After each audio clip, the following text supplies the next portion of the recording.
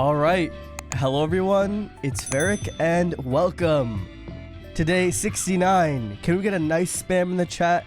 Day 69 of the Wizard101 on a budget solo walkthrough series. Let's get a quick nice train in the chat before we get started, before I go into full screen mode, because I know chat does show up on this mode. This is during the episodes. Can we get a nice spam for Michael Silverflame for making it through 69 days of this series? Very fun number. Let's just get it out now, right at the beginning, so that we can focus on the episode later. And also, I'm level 98, so I'm very close to level 100, which is going to be a very significant level. Lots of soloing coming up at level 100. Again, I am doing trivia every day, but it seems that I'm probably going to get to like 1600 crowns before we get to Darkmoor. So even though that there's probably only 2 days left till I hit level 100, because we have to solo Crocopatra and we have to solo Rattlebones, because I know for a fact that I can do those two battles without the Dorgan's boots. If I don't have the boots by then, if I don't have the boots by then, it's okay, because then like maybe 2 days later I'll have 1600, and with that I'll be able to open 4 Professor's Horde packs, plus a 5th one that I have from the King's Isle rewards or whatever. And also the Spiral Showcase is probably coming out tomorrow, which is at least that's what it said, like according to the calendar. So yeah, Spiral Showcase. But then I don't know exactly how long it's going to take us to get to the Professor's Horde pack. I'm pretty sure it takes like almost a week, so we might not be able to get that 6th Professor's Horde pack before Darkmoor, because yeah, there's like 4 days left till Darkmoor, but I don't think within those 4 days we'll be able to get that extra Professor's Horde pack. So we'll see though. The thing is, if I don't get the boots in these packs that I have, then I'm gonna have to farm for the Hades boots, which means that gives me an opportunity to get that other Professor's Horde pack and see if I can still get the boots if I don't get them. But anyways, let's go back into full screen mode. We got our nice train. We're done with that. Let's get started. So 123 energy, of course. I always want to start off the episode checking out my Red Barn farm and also spending my energy on making the pet, and then we'll move on to Chrysalis. So last episode we got our 1 in a million and our Elixir Vitae badges, and it was bugged out or whatever. I still don't know why it was bugged out. I'm gonna test it out. I'm gonna like try to replicate it on another wizard to see like maybe that was just like because I had damage boost from whatever, there was a visual bug. But I did get both Elixir Vitae and 1 in a million last episode. Of course, there's gonna be 2 episodes uploaded today. So last night I was actually supposed to upload 2 videos. It was the Morganth video and day 67, but for whatever reason all day it was just stuck at 95% done processing. So I had to cancel the upload and then like re-upload again, and it finally worked. But then that means that today there's going to be 2 episodes up on YouTube, which I guess is fine anyways, because day 67, like I really didn't get much done. So I guess it's just like a filler episode, and then like 68 is the one where I was super tired. Today's uploads on YouTube are going to be kind of weird, but day 69, let's see. I finally got sleep. I got like 10 hours of sleep. I got so much sleep, as a matter of fact, that I actually feel kind of sick right now. So but hopefully we'll make it through today. Let's go back to Aegon so that I can go to the pet pavilion.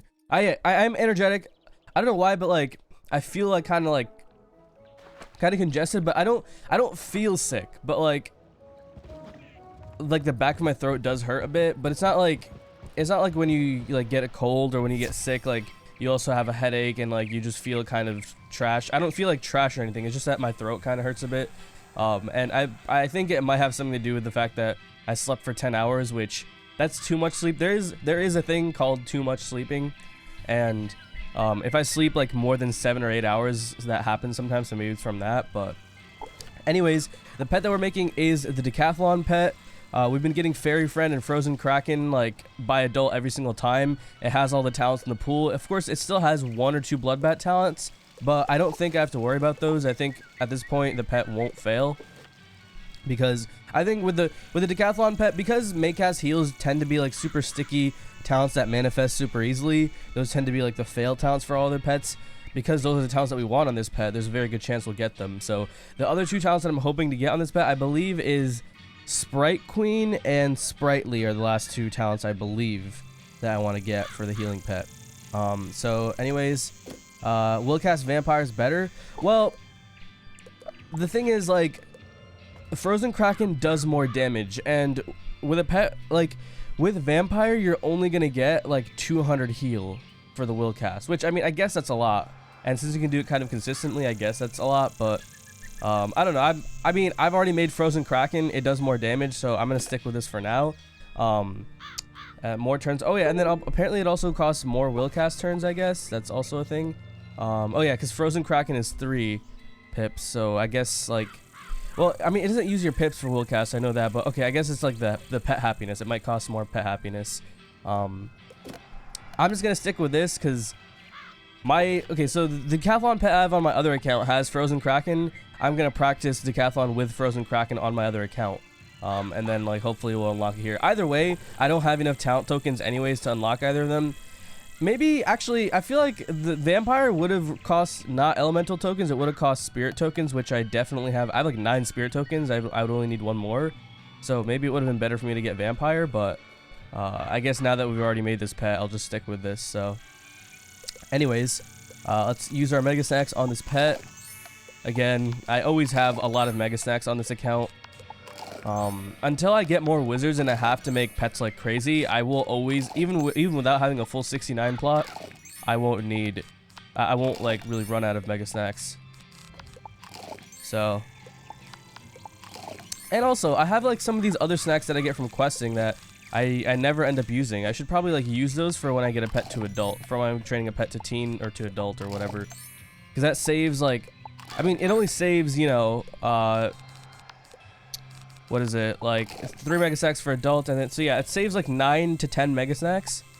But like, because you make a lot, because I'm with my pet, like the way I make pets, because I make a lot of adult and teen pets, or adult pets before I actually send a pet to Mega, it'll probably save me a lot of energy in the long run. So I got some Meowie already exalted if you don't get the Dorgan boots if you ever want to farm. I appreciate that, but again, like I kind of want to, because it's all solo, I also don't want to use other people's duels. Like, I want to make sure, even once I solo it, I want to make sure I use my own duels and show how to farm for your own duels. Because again, like, you know, budget walkthrough, gotta, you know, play from the perspective of someone who might not have any friends that can like just gift them or like give them duels and stuff like that. Because like you'll find a lot of people that want to farm these dungeons, so like that's why I'm okay with like still farming with people once I've soloed it. But I want to show the solo, and I want to show that it's like anything that like is a one-shot dungeon, or you know, whatever treasure card, whatever it is, I have to get it by myself solo on this account. So yeah, by the way, I still have to offload all my treasure cards. Maybe what I can start doing is, since there's no TC vault, I could buy a bunch of decks from the bazaar that give a lot of sideboard and just start stocking them like crazy with treasure cards. Maybe that's what I could do temporarily, but yeah, I have way too many treasure cards, and of course my caterpillars are not mature right now, but starting tomorrow they will be, and in order to get those treasure cards, I'm gonna have to start selling stuff. Maybe I could probably sell some TC, so maybe at the end of the episode I'll do that. Anyways, enough stalling. Let's make our way back to Fort Rockius and Chrysalis and continue the grind. Oh, yeah, by the way, today's stream, I'm going to try to do a longer stream today. Obviously, the episode's going to be 2 hours. Episodes I'm always keeping at 2 hours, but the actual stream after the episode, we're going to do a lot of catch of the day farming today. I have so many keys. I'm going to use multiple accounts. And, yeah.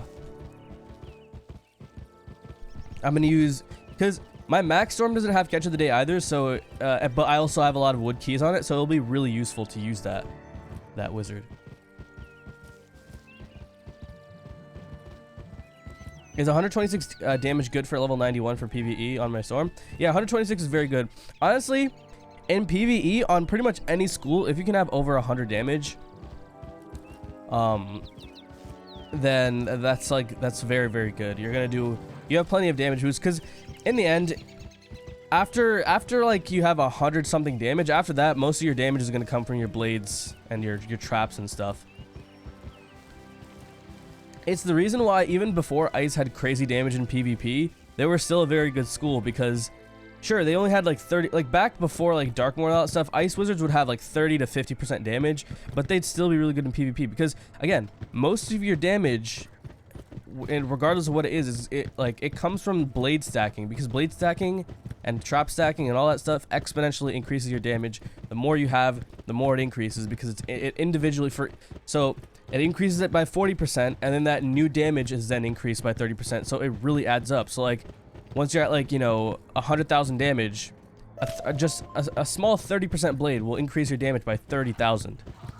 So like doing a lot of blade stacking increases your damage more than, you know, just getting like a little bit more damage, because getting a little bit more damage, all that does is, instead of increasing that whatever damage by 100%, it'll increase it by like 102%, which is not even actually like 2% more damage than when you had 100%.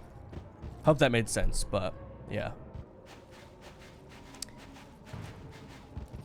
But yeah.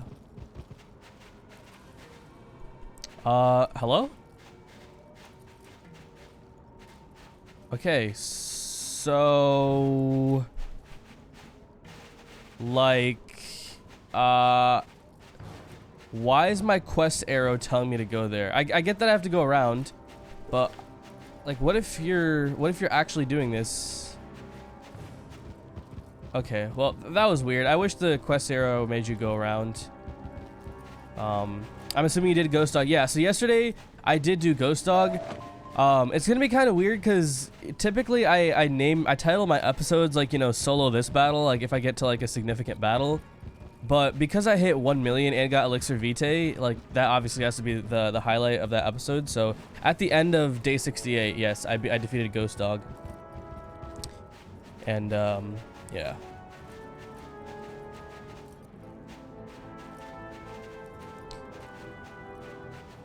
It was kind of rough because like I was second, and yeah, I was second, and I was taking like I was taking a lot of, oh my goodness, dude. Of course, I hate this. I hate traveling in Fort Rockius, dude. I'm probably not gonna be able to get out, right? Okay. Ooh, wow, I actually made it out. Hey, let's see. Okay, I was able to cross. Actually, wait a minute. Ooh, okay, so this area right here, this is a safe path to cross. This right here, that's a safe way to cross to the center area of Fort Rockius, I guess. They love guarding that area. True, true. Did you do 2 million on Ghost Dog? No, so I didn't do 2 million on Ghost Dog.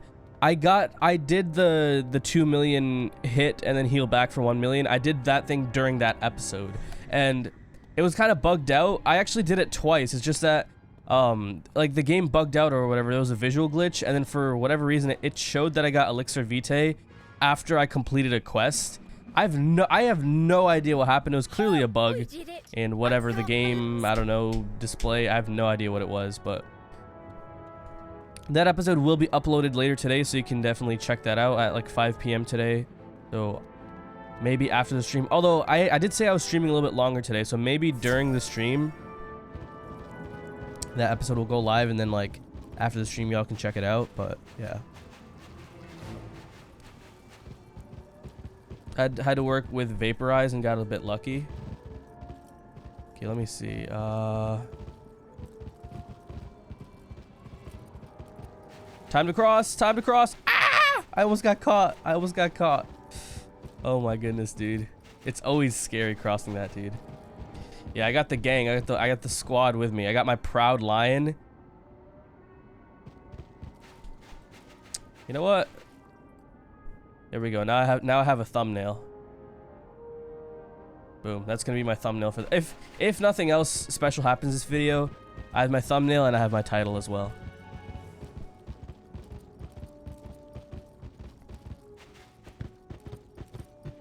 Cat and Bug World.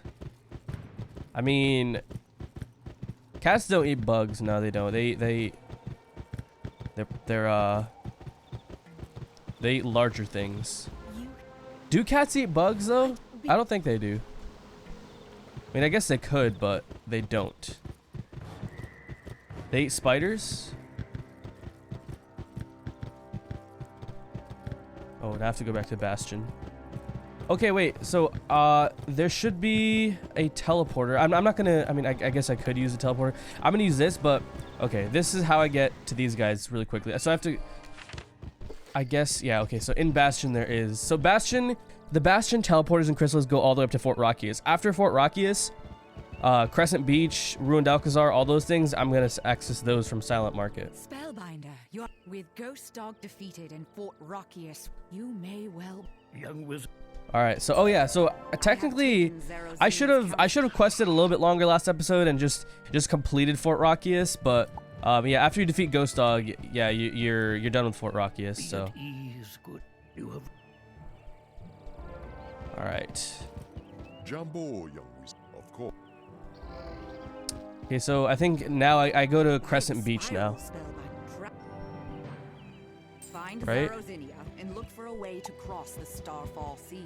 Yeah. Okay, so I'm gonna I believe I have to do like maybe one battle in Fort Rockius just to get into Crescent Beach, and then after that I have to do a bunch of stuff in Crescent Beach, and then after I do that I do the dungeon for crossing the Starfall Sea, which is my personal favorite dungeon in Chrysalis. I don't know why. I still really like doing that dungeon.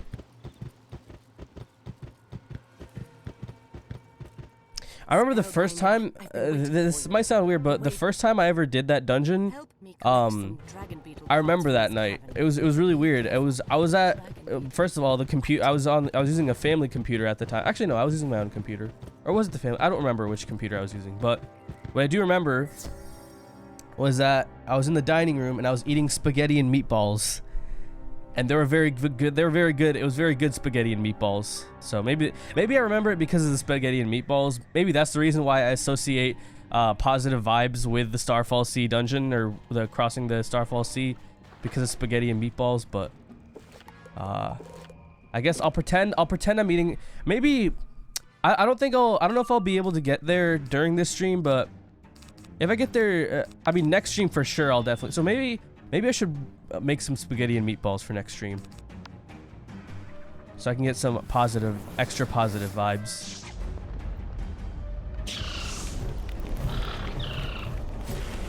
Ferric spaghetti. Dude, I really want to get more emotes. Like, dude, as a partner, you get so many emote slots. It's crazy. Like, I could even have some like trash emotes where, like, it's probably gonna be like a short-lived meme, but it's fine because I have so many more emote slots. But we'll see though. What is today? Here, let me. Not what is today. Actually, yeah. What? Wait, do I have display capture? Okay, no, I don't. Today is the 28th. So in 3 or 4. So on the 31st. So in 3 days, I'll be able to reapply for partner. And we'll see. Maybe 4th time's a charm. We'll see. I have been streaming consistently, so like if I get it this time, then it's probably like the reason I probably got rejected was because I wasn't streaming enough, because I had just started getting back into like daily streams and stuff like that, regular streams, as I applied the last time. So maybe they want to see me stream daily consistently and stuff like that. We'll see. Can I make you emotes? So on Discord you can like DM me like some ideas for emotes if you want. If y'all have ideas, if y'all want to make emotes, then I guess like maybe I should like have like a section in my Discord where if people want to make emotes, I can search through them. If I like an emote idea, I can actually put on the channel. For now, if y'all do that, I'll still look at them. If you like just post it in like, I guess for now post it in like the art section. And maybe I can make them into emotes, like eventually once I get partner. For now, I have the maximum 5 out of 5 that you're allowed as an affiliate. Maybe I could take off Ferric 1 Pro though and add one right away. Because Ferric Pro is like it's not a good emote in my opinion. Okay, I'm at the Crescent Beach now. Crescent Beach. Okay. All right, I have to defeat these guys already. Emotes, ideas, channel, Discord will be swag. All right, so after the stream, I'll try to add one. For now, post your things in Arts and Stitches if you want to make a suggestion for an emote. Rubik's Cube emote. I made you a Wiz Ferric Arcanum emote a while ago. I remember that one. I just like, I don't know if I want that as emote, because like the Ferric, like me as Ferric is not based off of the teacher Ignis Ferric, and I don't want to make it that way. Like if I add that emote, I feel like then like my nickname will be associated with Ignis Ferric, which is not, you know? So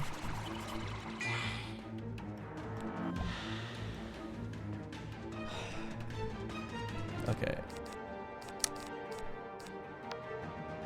Make a rage emote.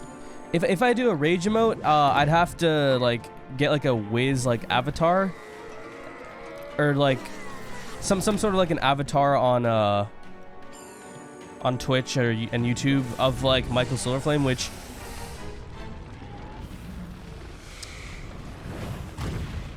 I mean, I'm personally not very good at art, so I don't know if I want to make it. Maybe I could like pay someone on like Fiverr or something like that to make me some cool like avatar things. But I also want to see like what like if there's some cool emotes that like the community, and if I like them, if that the community wants to like add to the channel as well. Ferric wants surprise Pikachu Meller. Dude, I should make the Mallory emote, the Mallory surprise Pikachu face. Dude, that's like my favorite expression. That should definitely be an emote. The password is... You know what? That might be the next emote, dude. Ferric surprised.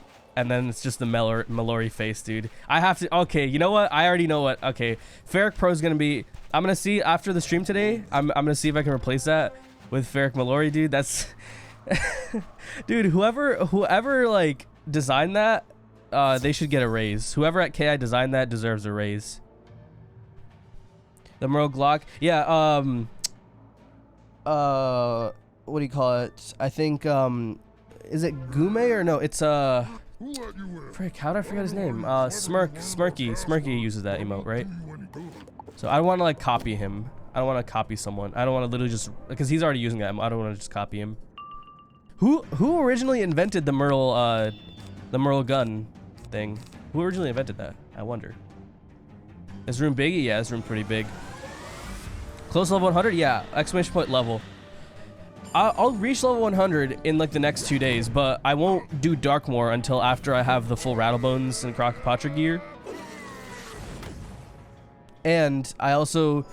So once I have the Rattlebones and Crocopatra gear, then I'm also going to see like if I get the Dorgan's boots. If I don't get the Dorgan's boots from all the packs that I'll be able to open by that day with my free trivia crowns and the free gift that KI gave a while back for the Professor's Horde pack, then I'm going to also have to do some streams and some episodes where I'm farming for the Hades defensive boots, because the Hades defensive boots are the next best thing to have if I don't have those other boots. So boom, let's get rid of that. Don't need that. Let's use that. I don't know. Okay, what do y'all think about like this huge UI? The main reason why I like the huge UI is because like the cards are much bigger. I wish there was a way you could like individually like change specific parts of the UI. Like I like it when everything else is small. Like I like it when the spellbook is really small. I hate when the spellbook takes up the full screen. But at the same time, I don't like it when the cards are like super small. When they're like big like this, it makes it easier to like not click the wrong spell by accident. You get me? Yo, what's up, Shadow Cloud? What is the Mallory surprise Pikachu face? I think I posted it on my Discord a while back. Let me see if I can find it. Let's see. Mallory.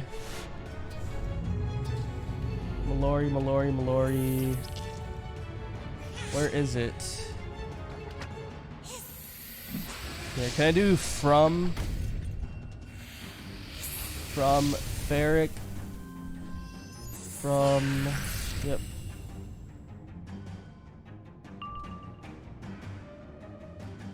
Search options from... Man, I still don't get how to like use the Discord search thingy to like find specific messages because I did post it on the Discord. Ferric. Never mind. Yeah, it was in. I know it was definitely in general chat. Did I get stunned? I got Medusa, dude. I got Medused. Got double stunned.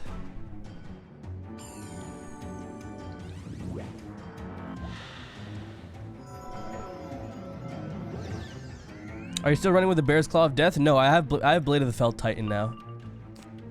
I think that it's, if you're soloing, it's always worth, if you can get a pretty significant gear upgrade like Blade of the Fell Titan, I think those things are worth farming for and spending a little bit extra time getting if you're soloing the full game like me.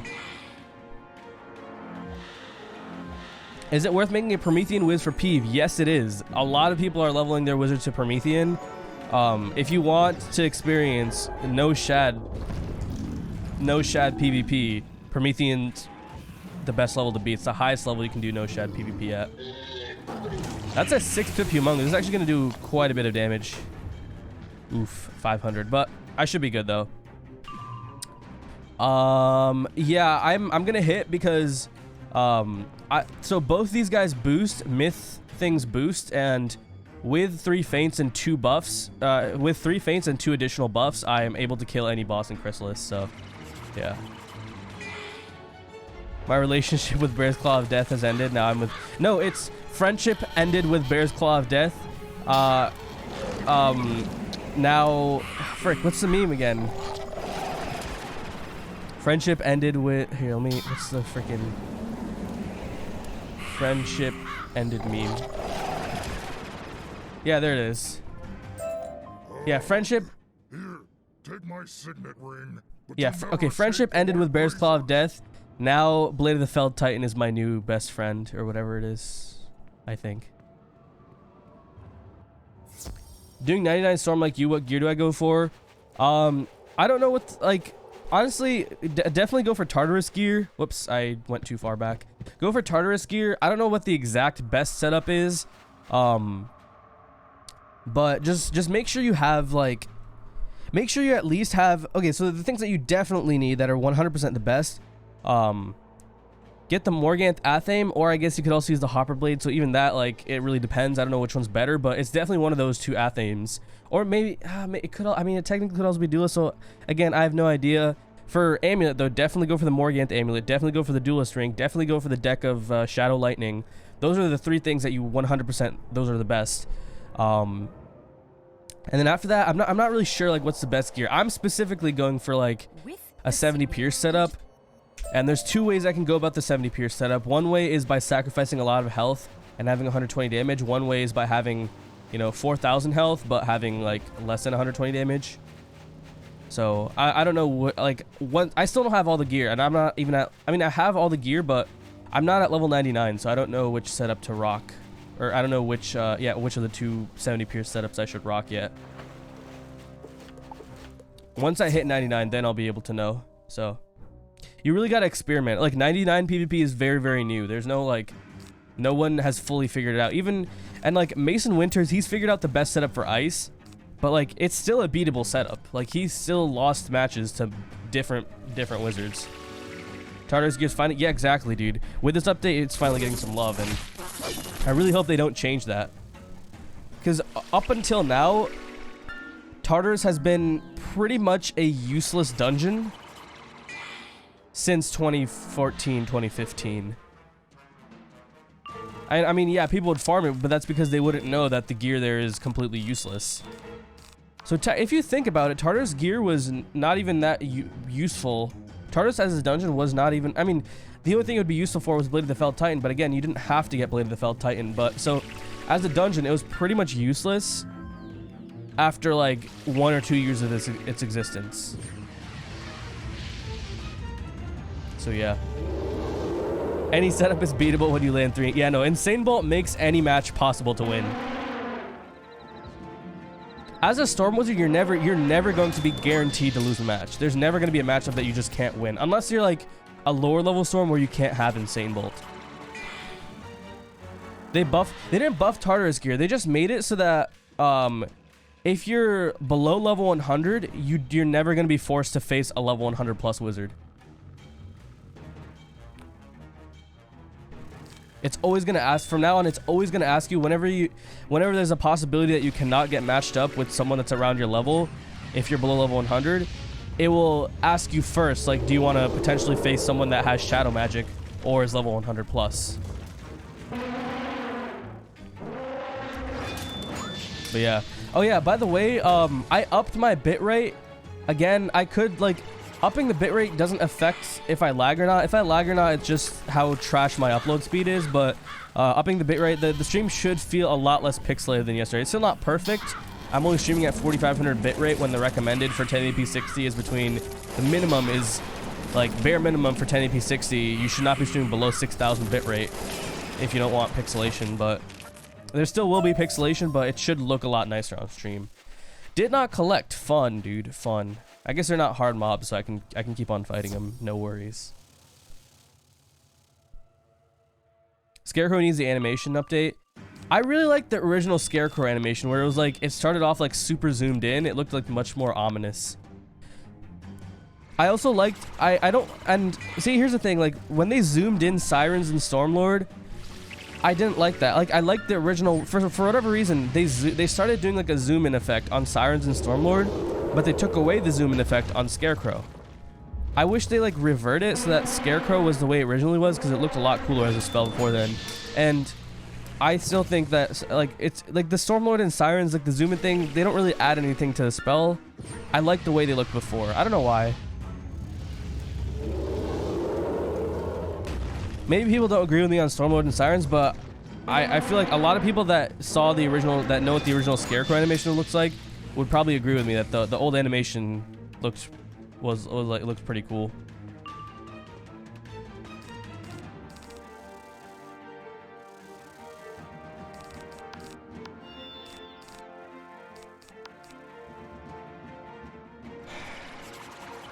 I had the new Storm Shark music kill the pacing.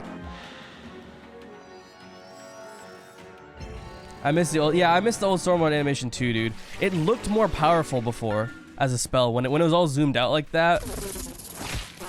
It definitely seemed more powerful, but now when it like zooms into his face all weird, like it just doesn't fit for some reason. It feels weird.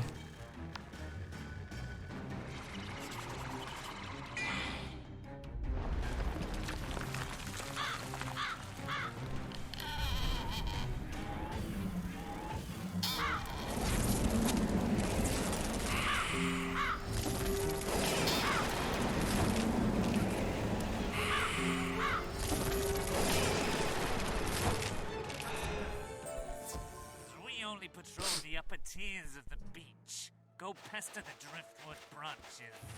They know more about the docks. Okay, so it looks like I have Zarazenia, who gives me accuracy and pierce. So I guess the pierce is nice for these ice mobs, because I don't have any pierce jewels socketed yet. Which actually, that reminds me, I actually do have to do quite a bit of preparation before Darkmoor. I need to get a lot of pierce jewels.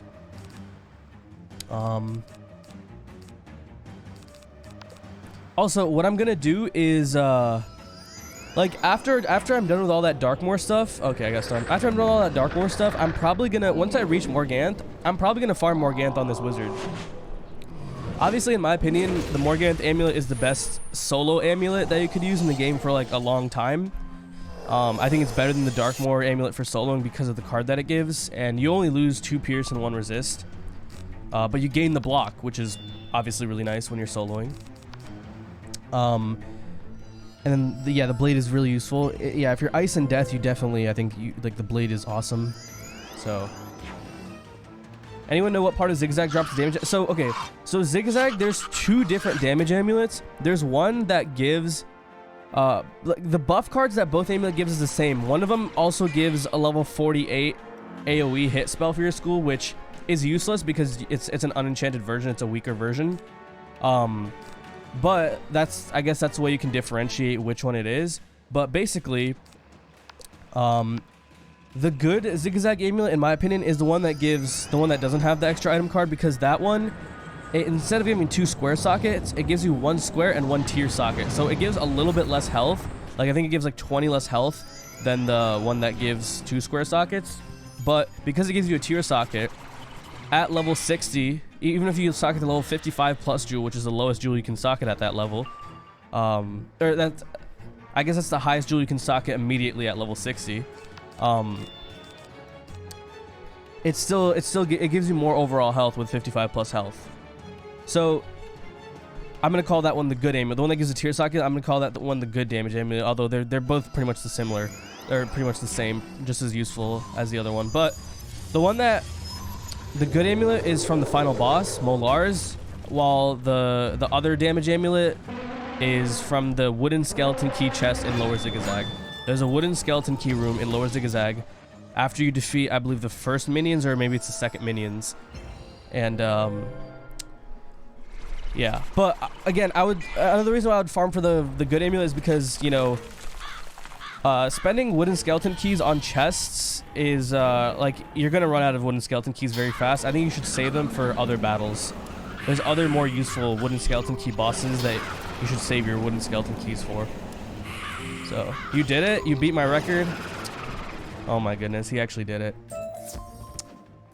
I mean, I guess congratulations, but I don't really play Mario Kart. What'd you get? How much did you beat it by?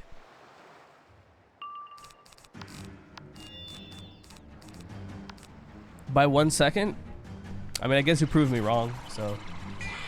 Good job, dude. On YouTube, I'm on your Solo Zigzag episode. Now I'm here. It feels like an anime time skip. So, if you're watching the Solo Zigzag episode to see when I didn't get the Zigzag amulet on stream, which I kind of regret farming for that thing off stream, off camera, but I did say I was farming, I was solo farming Molars, and that's also the thing where the death was off stream.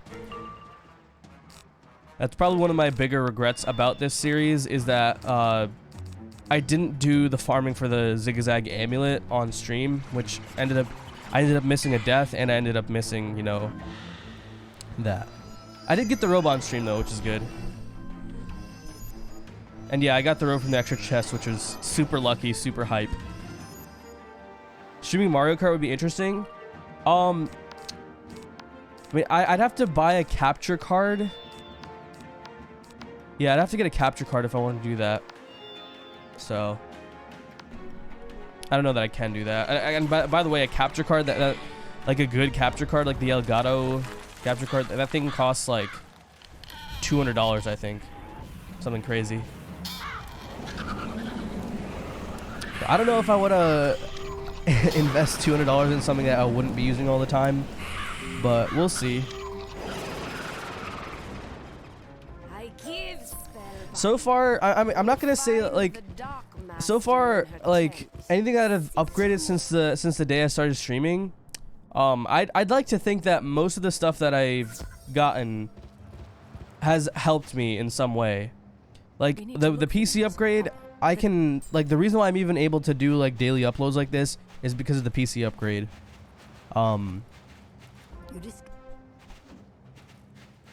The mic upgrade, I guess, was kind of a waste, but I mean, I don't know. I think I personally don't think it's a waste, because I really hated the way that the other mic sounded. I like the way this mic sounds.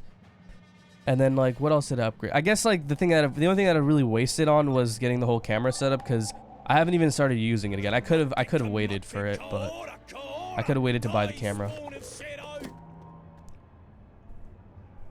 But in a few months, though, I won't regret the camera upgrade.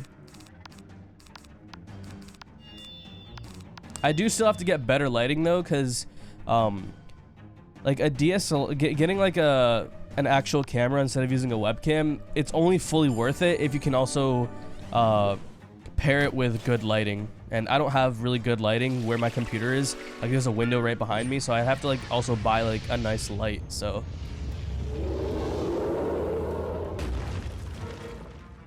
mic upgrades are something you're eventually gonna have to do. People always say they don't need to, but eventually they do. Yeah, that is true. I think it's always a good idea to have a good microphone. The problem is, I already had a decent microphone before this. like I had a microphone that like a lot of people are using as like their main microphone. But the problem is though, I would have upgraded it eventually, even if I wasn't gonna do it now, because I just really hated the way like with my voice, it amplified the frequencies of my voice that I dislike. So, yeah. No camera can replace bad lighting, yeah. But like at the same time, I didn't want to get like a webcam either. I wanted if like, because the thing is, a camera is something I would also eventually upgrade. I guess the thing that I wish I waited on, that first mic that I got way back when, I wish I didn't get that mic because, and I mean at that time, because at the time that I got it, to be fair, I didn't think that it would sound like so bad with my voice. When I first got it, I thought it would be all right, but after I got it, I was like, okay, yeah, dude, this is not gonna work. I'm gonna have to upgrade this eventually. So.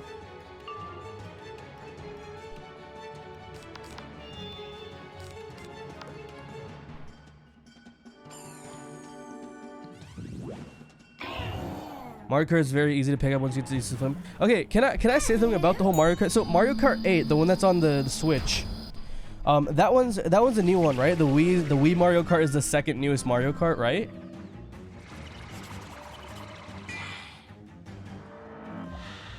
No, it isn't.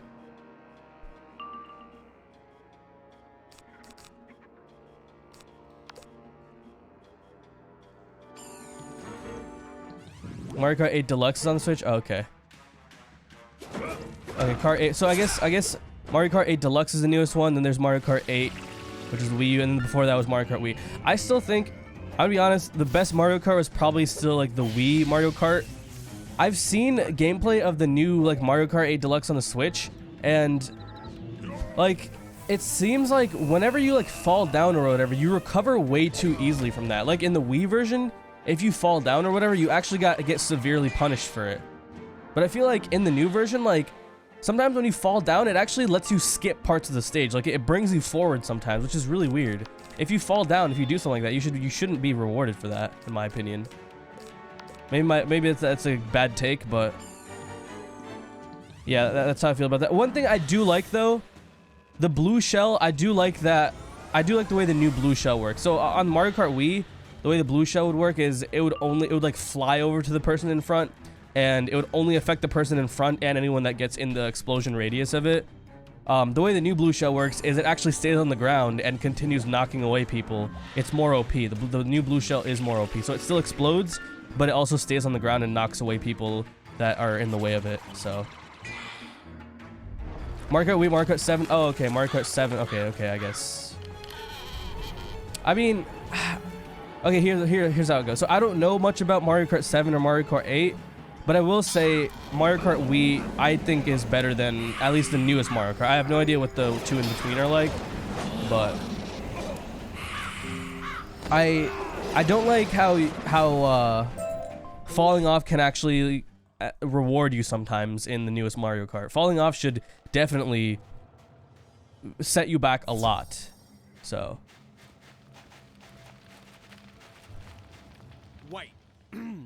Tell me. Where do you get Scarecrow TC? You can get them from the Arcanum. You can try to see if you can find them in the Bazaar, but they are vendor TC that you can get from the Arcanum, so you just have to have someone teleport you there.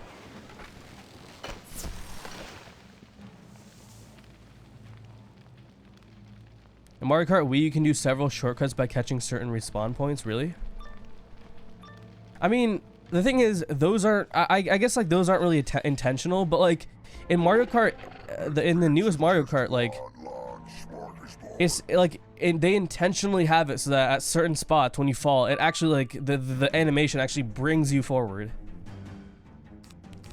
So you can get past like certain turns, like you can literally get past them and like speed up. And it's not just that, it's also that the recovery time in general just seems way too quick when you get hit by an item or whatever. And I mean, I guess like it makes it more competitive, but the whole point of Mario Kart is that there's gonna be random items. It's not gonna be like a super competitive game. It's supposed to be like a fun game where like there's all these items and stuff like that that make it fun. It's not supposed to, like, if they wanted to make a competitive racing game, you wouldn't have a bunch of items in it. It's supposed to be a really fun to play game, but I guess like when the items don't mess you up as much, it's I don't know. Items that make it fun, like the coin. Yeah, like, dude, the coin makes no sense. The coin makes no sense. Like, in Mario Kart, at least in like Mario Kart Wii, if you're in first place, you can still get like a banana or a shell or something that can help protect you against red shells. But I mean, but to be fair though, I feel like in Mario Kart Wii, it was a little bit OP when, like, if you got anything that wasn't the fake item box, then you could essentially be immune to red shells. So I guess maybe that's a good thing, but I don't know. Oh yeah, Mario Kart 64 is also a lot of fun. I had Mario Kart 64 on the Wii. Like, I literally got it from like the Wii Shop channel. I used to have a Nintendo 64 like a long time ago. I had it for a very short while, and then my dad got rid of it. But then like once we got a Wii, I made sure to get like some of the Nintendo 64 games, like Mario Kart 64 and also Super Mario 64, obviously. Dude, have you even played video games if you've never played Super Mario 64 before, honestly? What about 3DS? I never had a Nintendo DS. The only like portable game system that I ever had was a PSP, like a long time ago.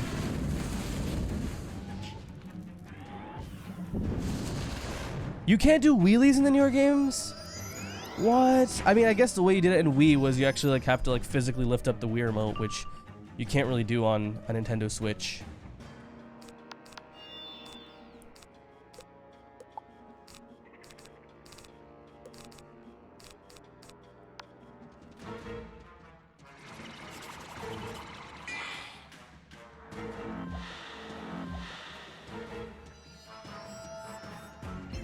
Yeah, I had a PSP Classic, dude. Now they call it like the PS Vita or something like that, right? I don't know. I stopped playing on like consoles a long time ago.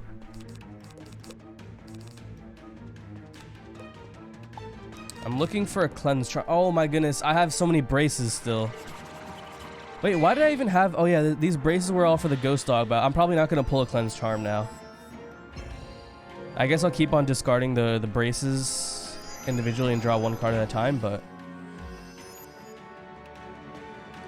oh yeah, apparently, yeah, there's like a bug with like some of the new spells where once you cast them, like it increases your volume to max or whatever. That's kind of dumb. Oh, there we go. I pulled a cleanse charm. Perfect. Now I just have to hope I pull a feint so I can use the potent. Mario Kart Live is the newest game. Doesn't it have like the same mechanics as the other Mario Kart games? Dude, can I pull my last feint, please? You know what, how many pips do I have? At this point, I might as well just Scarecrow and then the boss crit blocks and just Scarecrow again. That's what I'm just gonna end up doing. If I don't pull this... Actually, you know what? I'm not even gonna use a feint this time. I can literally just... Wow, so I discarded my feint is what you're telling me. Wow. I guess I discarded at the beginning.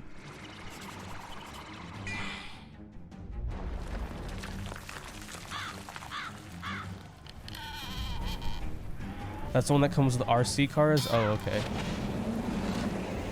Well, that's not an actual... Dude, that's not actual Mario Kart game, though. I'm talking about the actual games. Dude, that's like saying, I'm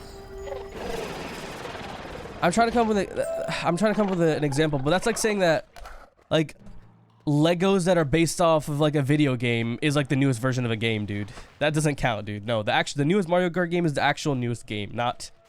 whatever, RC, whatever.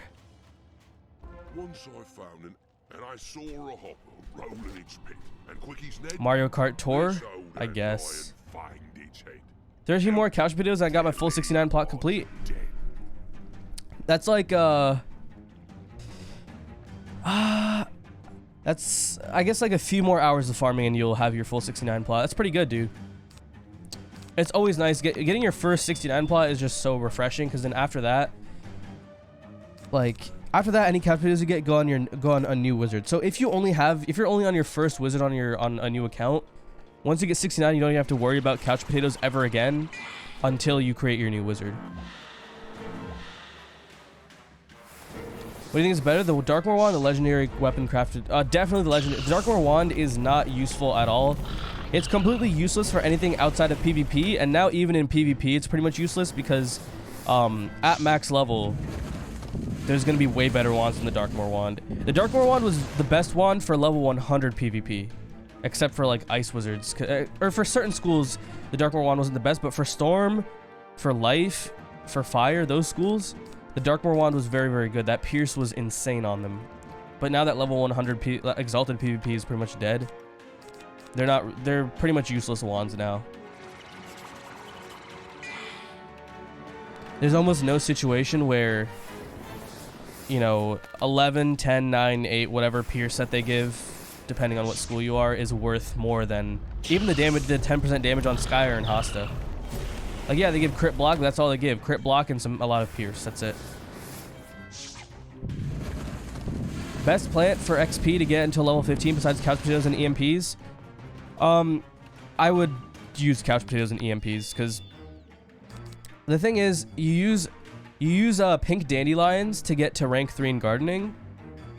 I guess you could use key limes, because apparently key limes are not too hard to get, and they give just as much XP as couch potatoes. Maybe I should probably explore key limes, because I heard like people said that key limes those can duplicate with gardening them, like kind of like how king parsleys duplicate, and they also have a really fast harvest time. So can dead parsley? Yeah, dead parsley still help you couch potatoes. Yes, I'm using couch potatoes and EMPs on my max. Yeah. I mean, I don't even have like 30 EMPs on my accounts where I've done a lot of couch potato farming, because the same mobs that drop couch potatoes also drop EMPs, at least for like the higher level worlds. So, but until I get a full 69 or 60 plot of EMPs, I'm not ever gonna garden them, because it just seems unnecessary. And also, on the account that's kind of broke on Mega Snacks right now, I don't even have any EMPs on that account. So I literally do not benefit from having them.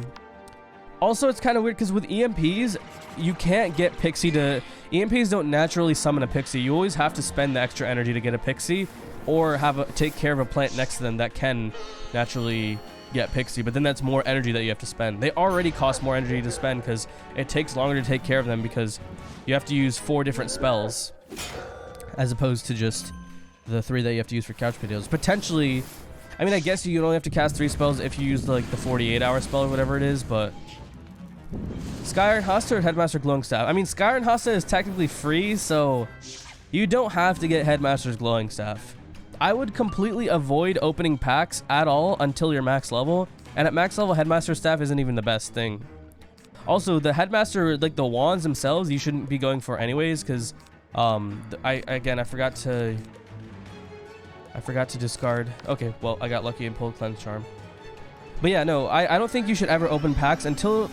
Here's the general rule that can apply to everyone. Don't ever open packs unless you get to a level where you don't plan on leveling anymore, or max level. So EMP's farm would normally have a fiery boom shroom for pixies and the like. Well then, I mean, still, you'd have to take care of that fiery boom shroom. The thing that's great about couch potatoes is you don't ever have to take care of the king parsley. Once you plant it, you can just forget about it, and the couch potatoes they'll always generate a pixie on it by the time you get them to mature, if you have a lot of them. There's always going to be at least one. In fact, it's going to be multiple of them that'll have pixies, but yeah. Since you do not have to farm for couch potatoes once you get 69. So you don't have to farm once you get 69 of them because you get it. So no. Once you get, yeah, I mean, yes, technically. So couch potatoes and other crowns plants, they will reseed at Elder. So once you have 69 of them, you're going to always have 69 couch potatoes unless you end up trashing them or feeding them to pet or whatever you do with them. But like, You could also always farm for more seeds. So if you make another wizard, you can then have another couch potato plot and get even more mega snacks. But I personally don't think it's really worth having more than 69 plants on one wizard unless you're opening packs to get energy gear. If you're a budget player like myself, you shouldn't have more than 69 plants on one wizard, because it gets too expensive to plant that many plants at the same time. Like right now, if I wear my energy set, even like right now, I'm gonna record my energy set. I have 123 energy at level 98.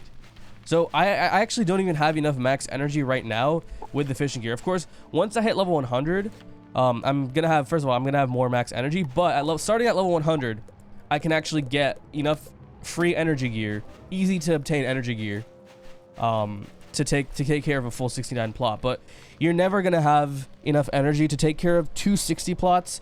You need 240 energy to do that. And again, you need some like pack energy gear, which again, if you're on a budget like me, you can't do that.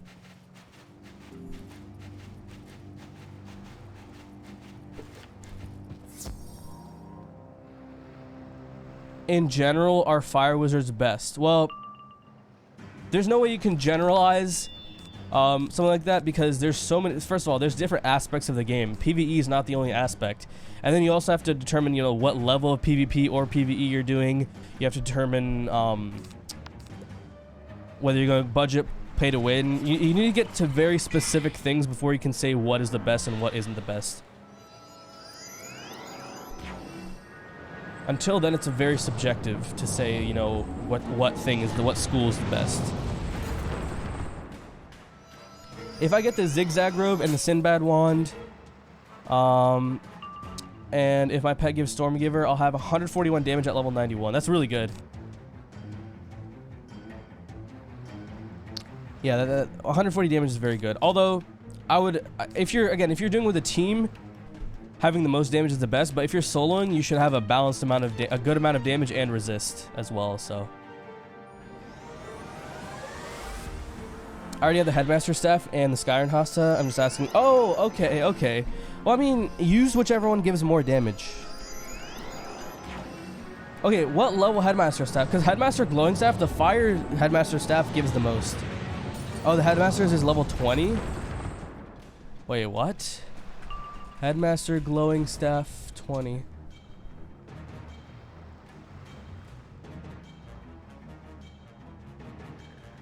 Wait, if you have a level 20 Headmaster Staff, why would you use the dude, okay. So, the Headmaster Staff gives you 9 damage and 1 noob pip.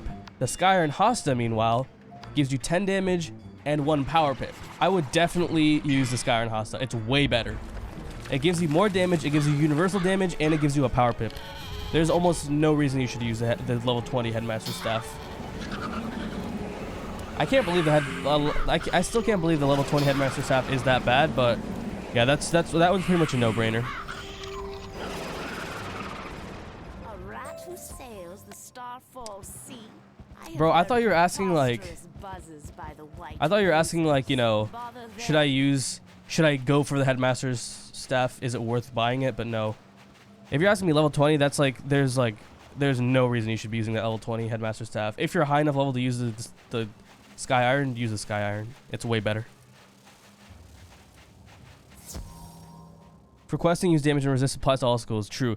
The only exception is if you're with a team of 4 people and, you know, there's going to be someone that heals you, or you're just killing fast enough where with multiple people where it's not an issue, that then in those situations, and yeah, you could go full damage. But other than that, you should always have double resist and then just a bunch of damage talents. Double universal resist, a bunch of damage talents. It's the best you can get on a pet. So pure damage on the pet. Pure damage on the pet if you can survive without having any resist. Because having 17 extra universal resist, that's a lot of extra universal resist. And that right there is definitely, because, okay, a maxed out triple double pet gives you a rounded value of 25% damage. 25% damage, and a rounded value of 17% resist. A quint damage pet gives you a rounded value of 32 damage and 0 resist. So at some point you have to ask yourself, is that extra 7% damage really worth losing out on 17% resist? That's the difference. So in most situations, it's going to be better for you to have that extra 17% resist.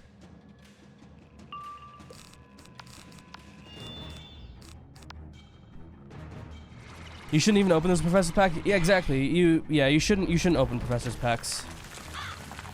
Yeah, okay. I mean, obviously, like, you use it until you get Skyrim, but I'm assuming you got it from a free pack, because you shouldn't be opening packs unless you're at a stopping point on your wizard.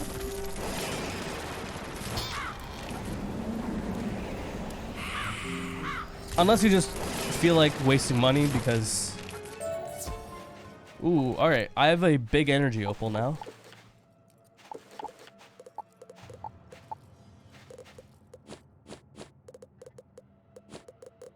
Where is that? Oh, it's right here. Oh, I have 2 big... Okay, dude, how many energy? I have a big energy. I know I have an ultra energy. I got one yesterday. Do I have huge energy opal or no? I don't have a huge energy opal. But no, making an energy pet is going to be really easy on this wizard. I forgot. I still have to make an energy pet. I'll probably do that. After I make the decathlon pet, the next pet would be an energy pet, and then I won't have to make a pet for a while. Actually, I will, because we're actually getting close to... I mean, I know we're not in Mirage yet. We're not even done with Chrysalis yet, but...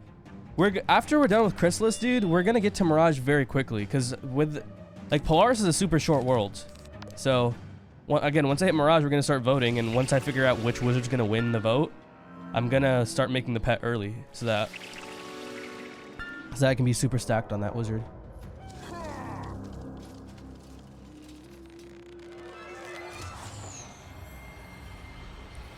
I would never say open packs unless max or unless... Yeah, I feel like if you really want to open packs, I guess level 50 or level 60 is a decent time to open it, because you get such a huge gear upgrade.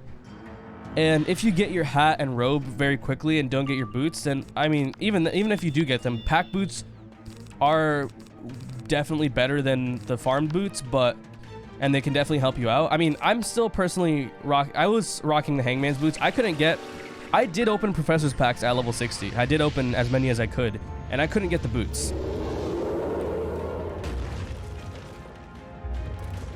But I was still fine. But yeah, at level 60, that's an okay level to open packs. And level 100, that's also an okay level because you get a significant gear upgrade. If you're planning to max out your wizard, the only 2 levels where I feel that you should ever even consider opening packs is level 60 and level 100. Those are the only 2 level points, and the only pack I would open is a Professor's Horde pack. And it's because the boot, that's generally a good pack with the drop rates. So yeah. It can also save you farming time. Like, let's say you get the hat and robe, then you don't have to get the boots anymore, so...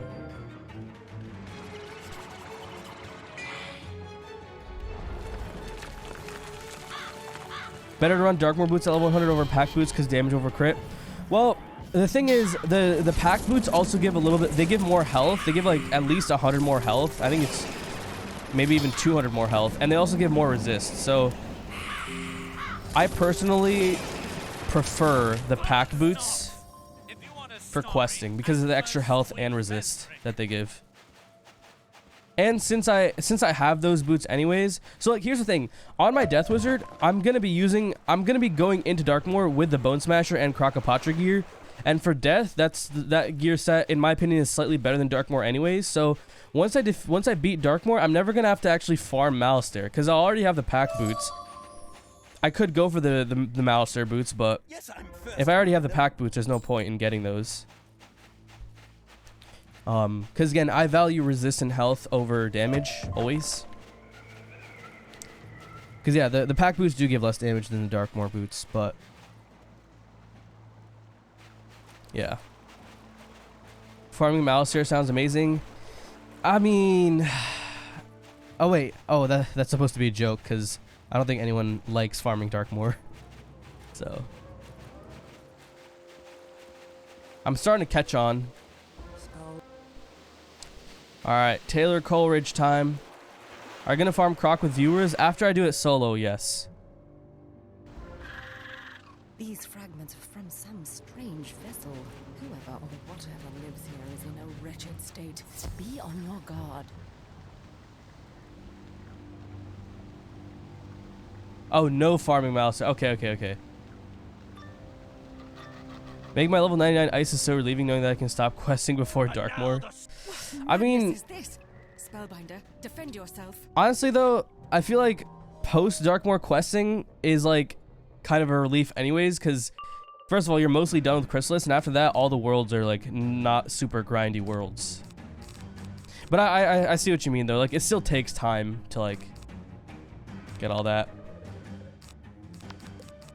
You still have to deal with Azteca and all that. So did I discard a feint again? I feel like I discarded a feint again. Oh, wow. So I have not had to use Shatter in a long time. I'm actually gonna have to use Shatter this battle. Sabretooth. Dude, it's kind of toxic that death is the first shield. I'd have to use Pierce 6 times before getting that death shield. So yeah, Shatter is definitely the best play. Everything after you're done with Darkmoor becomes cakewalk. Yeah, true. Why Shatter when you can Pierce 6 times? What wand do you have? Right now I'm using a Professor's wand just because I got it at level 60. And I've already stitched it at this point. So I might as well keep it because I like the look of this. And also, it's also, I mean, there is a technical reason for, like a combat reason for why I'm using this wand. Like, the Sky Iron Hasta is a spear, and spear cast animation is slightly longer, so I'm also saving time. I'm saving time and crowns by using this wand. Because if I were to unstitch it now and stitch the Sky Iron Hasta now, just wand hit the shield forehead.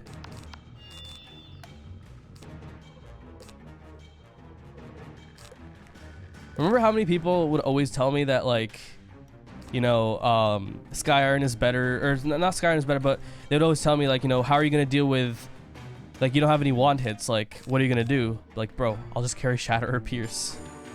There's very few situations where you need a wand hit in PvE.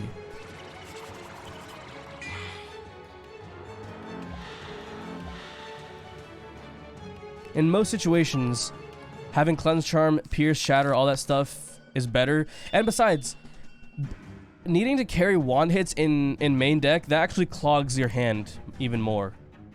Clogs your hand more than you need it to be. Don't need that. I don't know if I discarded my Potent Trap. Again, I don't need that blade. I have Cleanse Charm if I get Rod.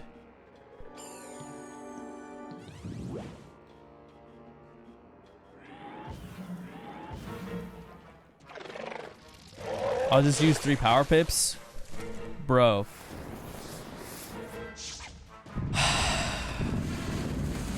I mean, what if you feint and then they cast Sabretooth? What, are you still going to wand it off? Are you going to wand off that feint just to get rid of the shield? No, I'd rather Shatter.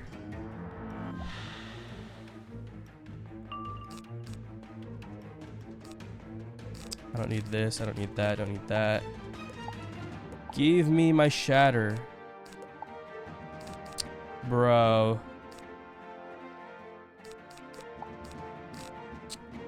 I hate to just waste a turn here, so I'm going to use the Fortify. I keep on forgetting to get rid of these, dude. One of the reasons I love my death is because I have 32 Pierce because I can just Blade Stack and I don't need a Prism. Yeah, that's like, again, post Darkmoor questing is so much fun because you have so much Pierce. You have a ton of resist. Questing becomes so easy at that point. Like, you can just kind of like sit back and relax, do nothing. Oh my goodness, dude. I am not. At least, okay, this time it's actually wasting time that I have all these fortifies. At least this time I'm actually going to remember to get rid of them because of how much it's annoying me. Yeah, I definitely have Shatter in. I always carry 2 Shatters, 2 Pierces, 2 Blades. Oh my goodness, dude.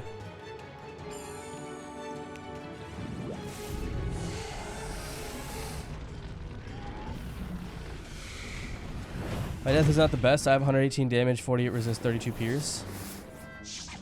I mean, again, like, I guess, like, you could get more resist and more damage, but, like, those are still very good stats. There we go. There's my Shatter. Let's use that, finally. I'm probably, oh my, I'm gonna fizzle the shatter now, dude. No. I'm gonna fizzle, no. I powered, good. Yo, what's up, Heckin? What's up? Welcome to the stream.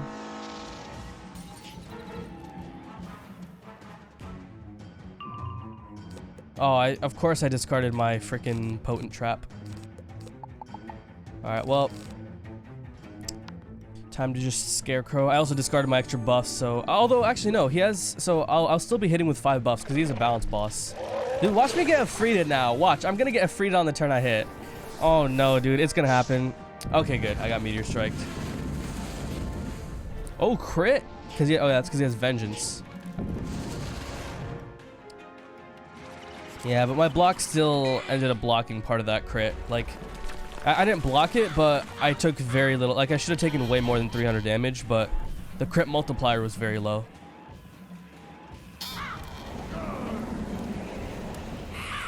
Another vote for balance by Irvania. Let's see a budget solo storm walkthrough. All right, y'all. We're gonna eventually get through every single, like, I don't know how long it'll take. It'll take a long time, obviously. We're eventually gonna get through every school.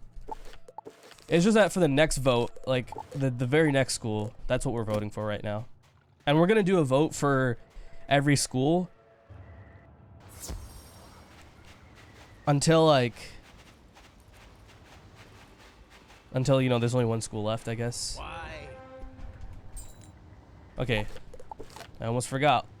Get rid of all these. Get them out. Okay, and then let's restock the Shatter. Restock the Cleanse Charms. I always like to carry 4 Cleanse Charms because if anything...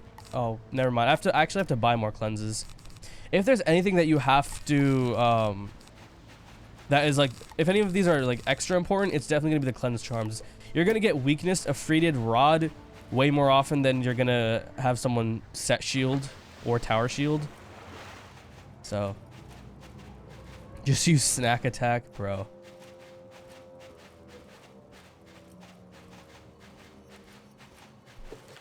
Alright, you know what? After I level up, instead of continuing questing after that, I'm probably gonna do some like organization stuff. Like I'm gonna get rid of some TCs, I'm gonna sell some stuff. Make sure I'm situated. What gear are you wearing? I should have a command where I have a Twitch clip that just points people to my gear setup. I should do that. Although, I mean, at this point I'm so close to Darkmoor that I shouldn't do that. Once I get all my gear post Darkmoor and I have everything that I need for the majority of questing, then I should make a thing and then someone should clip it, and then as a chat command, I should have ! gear or ! setup or something like that, and then people will be able to. It'll just show the Twitch clip. People can click it to see, so I don't have to answer the question every time. But the gear that I'm using is Hangman's Hood, Uniform Condemned, Poseidon's Death Sandals, whatever they're called, Headmaster's Doom Staff, level 60 plus, basically the same thing as Sky Iron Hasta. Freaking Blade of the Felled Titan, maxed at triple double pet with a Selfish Jewel. Medallion of the Condemned, or no, it's... Or Phylactery of the Wicked. Medallion of the Condemned is the one that you get from the wood key chest. Yeah, Phylactery of the Wicked and freaking what's it called? Alpha and Omega Ring, and the House of Scales 1% accuracy triangle socket deck. Sold Istanbul on your storm. There you go. Almost died. Isn't it, Istanbul is that that street boss in Oh wait, no. Istanbul is an area. Never mind. What am I talking about?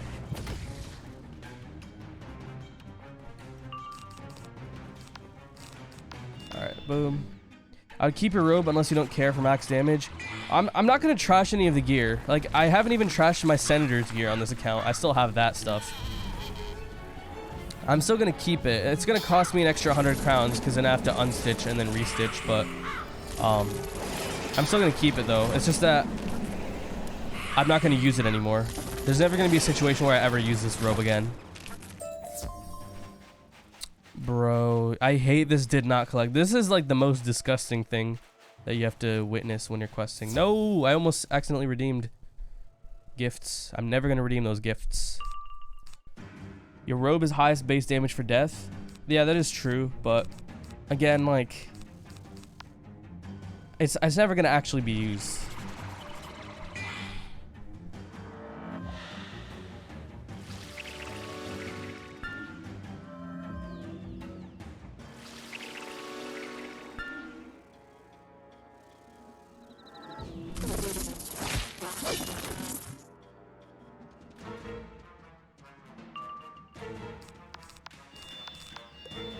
It's a 45 charm, so I can put up sharpen 50%.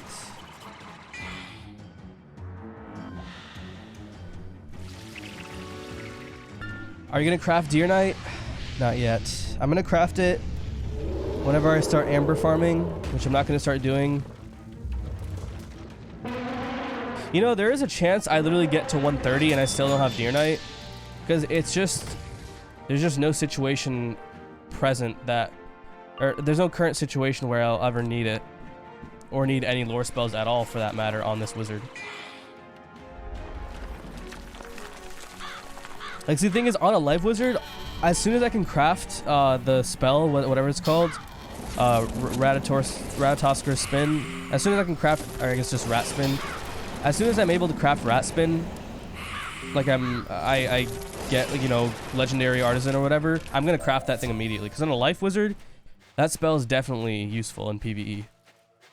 But Deer Knight, it's just not useful. It's like one more turn and I can use a much better spell. I also can't even use Deer Knight first turn until I'm level 100 plus. It doesn't drain. I'm just gonna wait till Ship of Fools becomes craftable or farmable.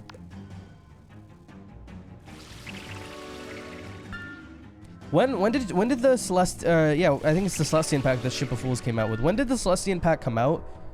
Because I'm really hoping that within a year they make it farmable. Deer Knight, yeah, Deer Knight was kind of useful before Scarecrow got buffed. It was definitely useful in PvE. It was a spell. So in regular mob fights, he would blade and then Deer Knight immediately, because that would still do more damage. That would do more overall damage than Scarecrow. And again, it's a spell that kind of falls into that, you know, whole Fire Dragon thing where it doesn't make sense, where it does a ton of damage and then it does a slightly weaker overall damage over time. But like, again, in mob fights, you're not using feint, so in those specific situations, it's a good spell. It's a good spell. Again, the thing that makes spells like Fire Dragon and Deer Knight bad is if you use them with feints. And in a boss battle, it's always better to use feints, but you can't take advantage of the overall damage of the spell with something like feint. So they said when the next lore pack comes out, they make a Celestian Lores craftable. Oh, okay. This coming summer. Ooh, that's exciting. That's exciting. Although I'm pretty sure that wasn't the Celestian pack released in the summer, so I guess that would be almost a year, but still, dude. Although my death is, I might even be on my 3rd wizard by then. There's a chance I might be on my 3rd wizard by the time summer rolls around. But I'll still get the spell. It depends though. If fire is the next wizard, then death will not be my main farming. If balance is my next wizard though, my death will be my main farming wizard on this account.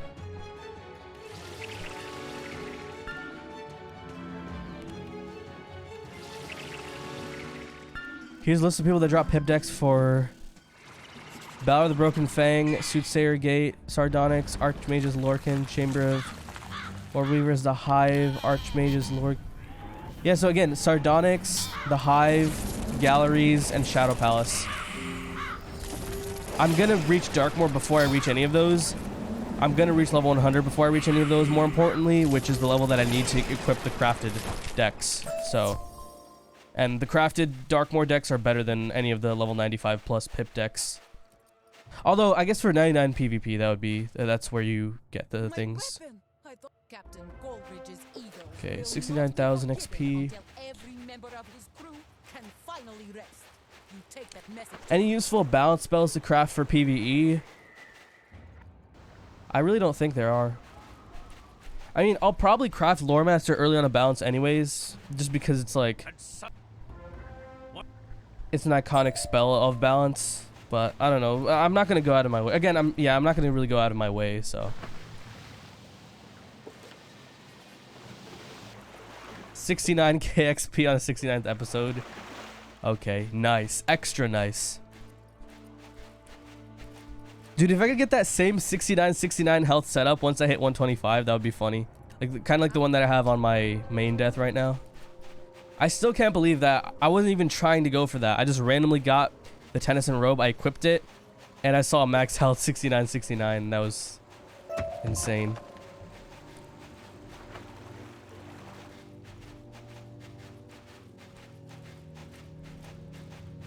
Savage Paw could help for PvP. Well, yeah, for PvP, but for PvE is what we're talking. So, like, things that'll craft early. Like, a spell like Savage Paw, I wouldn't craft until I'm maxed out. Because I'm not going to PvP until I'm maxed out. On this account, at least. Maybe on, like, future Wizards, I could do lower level PvP just to show. But, like, honestly, even at level 99, like, there isn't really a good farmable alternative to, like, a wand. I'd have to use Sky Iron Hasta, and then I'd have to use Staff of Flashing Blades. And that does put you at kind of a disadvantage. Although I guess at level 30, the best one would be Sky Iron Hasta.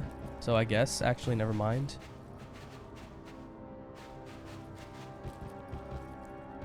Spiritual Tribunal.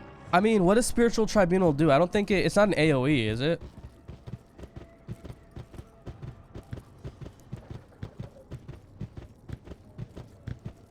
Back to Tyrian Gorge. I should have taken the teleporters or whatever.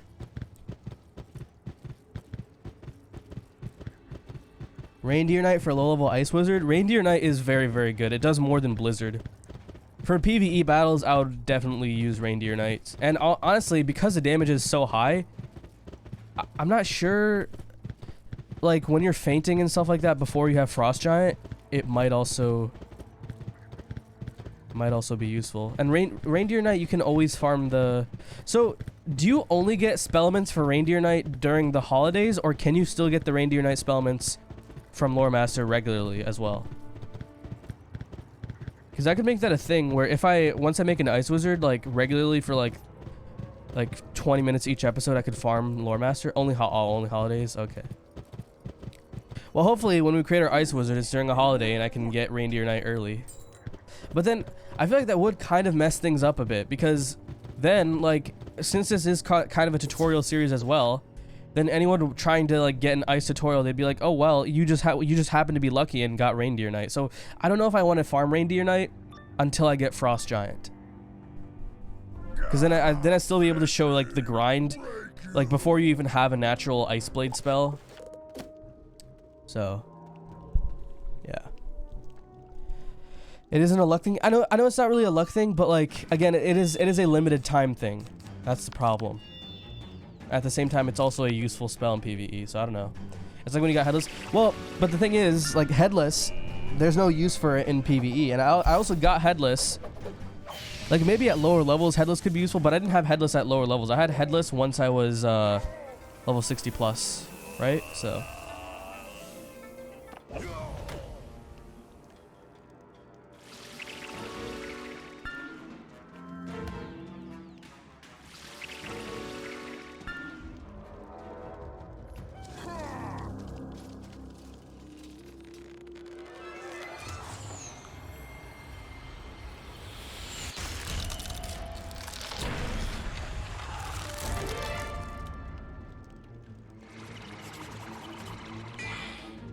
Reindeer Knight's on RNG, you just gotta grind? Yeah, true.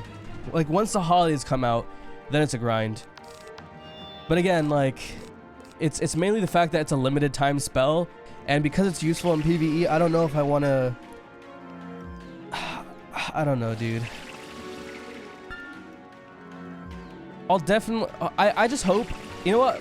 I hope that when I make my Ice Wizard, it's not during a holiday, so that I'm at least level 60 by the time... Or I'm at least level 48 by the time I get Reindeer Knight. Because once you have Frost Giant, then I could say, you know, at least there is an alternative to Reindeer Knight. Because otherwise, people will have to use Blizzard. Although, actually, no, it doesn't matter, because people have Blizzard. So, never mind. I really shouldn't worry about it too much. Twice a year, because July, December. Oh, yeah, that is true. Yeah, it's not just once a year. I forgot about that. Looks like we got another vote for Ice. Big Melon voting for Ice.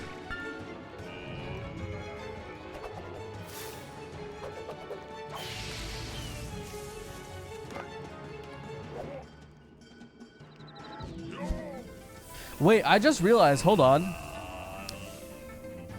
Wait, should I do the voting thing in this way? So like, basically I leave voting on forever. I never turn off the voting system, but basically people can use the voting system so that like whatever the top 2 most voted schools are, those 2 are the schools that end up being put on the YouTube vote, and then the YouTube vote decides which of the 2 schools actually wins, right? And then once I create that school, then I don't delete any of that. That way all your spent channel points will still apply.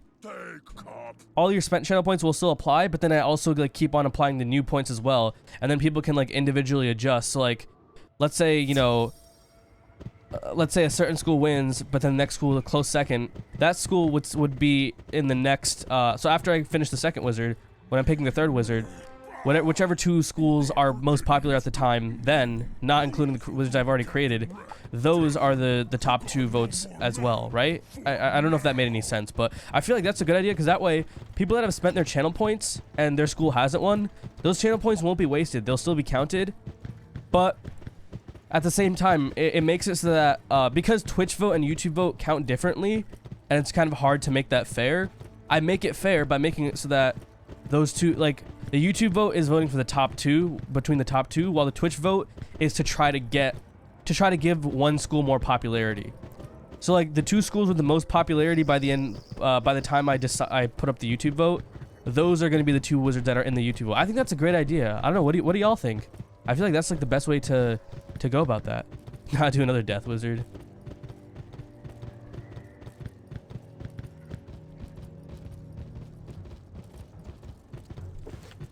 I'm about to level up here soon.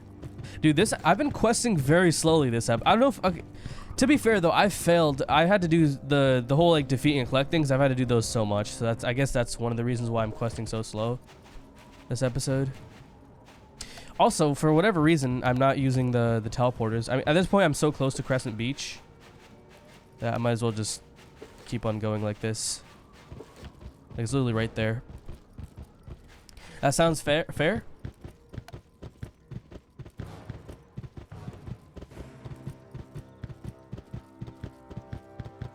Sorry, I had to sneeze.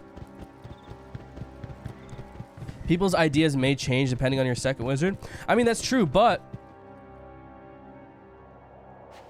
that way, like, if people's ideas do change and the general consensus is that they want this specific school to win, then they could just outvote that other school that won. Again, people are going to get more channel points by the time that third wizard rolls around, which is going to be enough channel points to maybe even knock down that second place wizard down to third place. Who knows?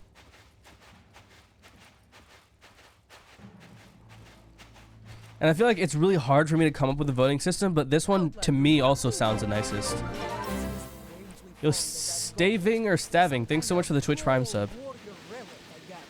I only have 5.3k channel points. Hey man, I mean, honestly, if you want to get channel points, next time Zero Energy Fishing comes around, I'm going to do like at least a 20-hour stream at some point. You don't even have to be there for the stream. Just make sure you just leave the stream on in the background. You can get some easy channel points off that. Easy channel points. You have 102k. Wow, dude. That's a lot of points. That's a lot of points, especially considering I've never done any predictions on this channel so far.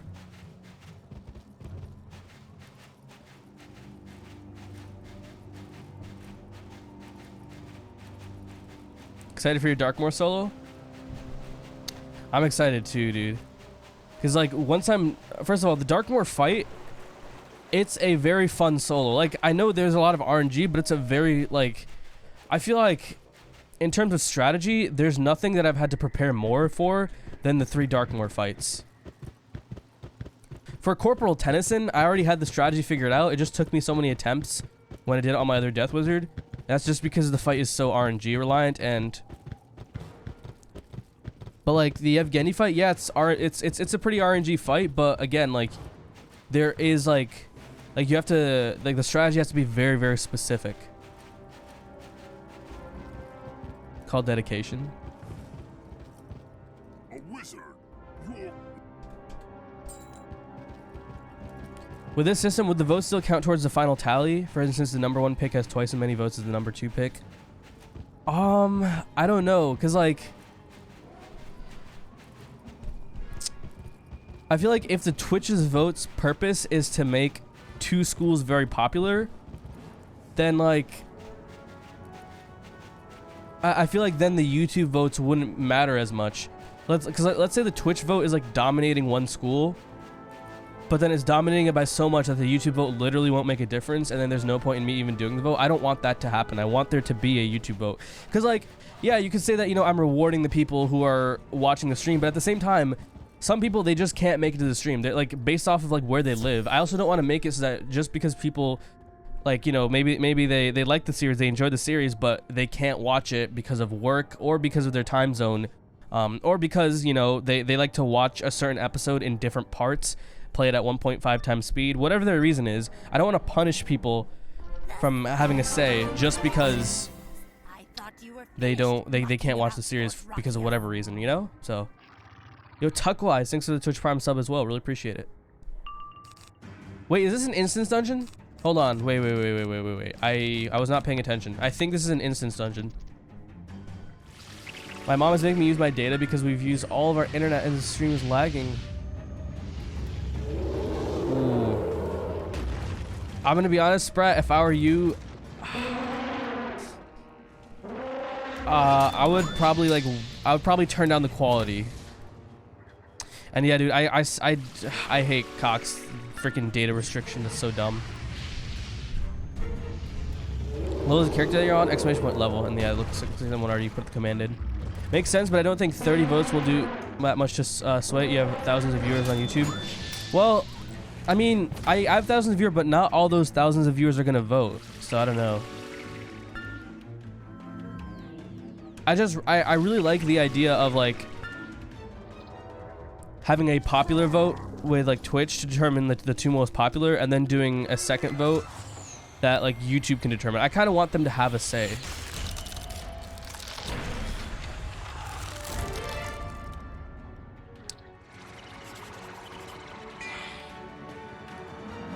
Make it like a 60-40 split vote, 60% power YouTube and 40% Twitch votes. I don't know, dude.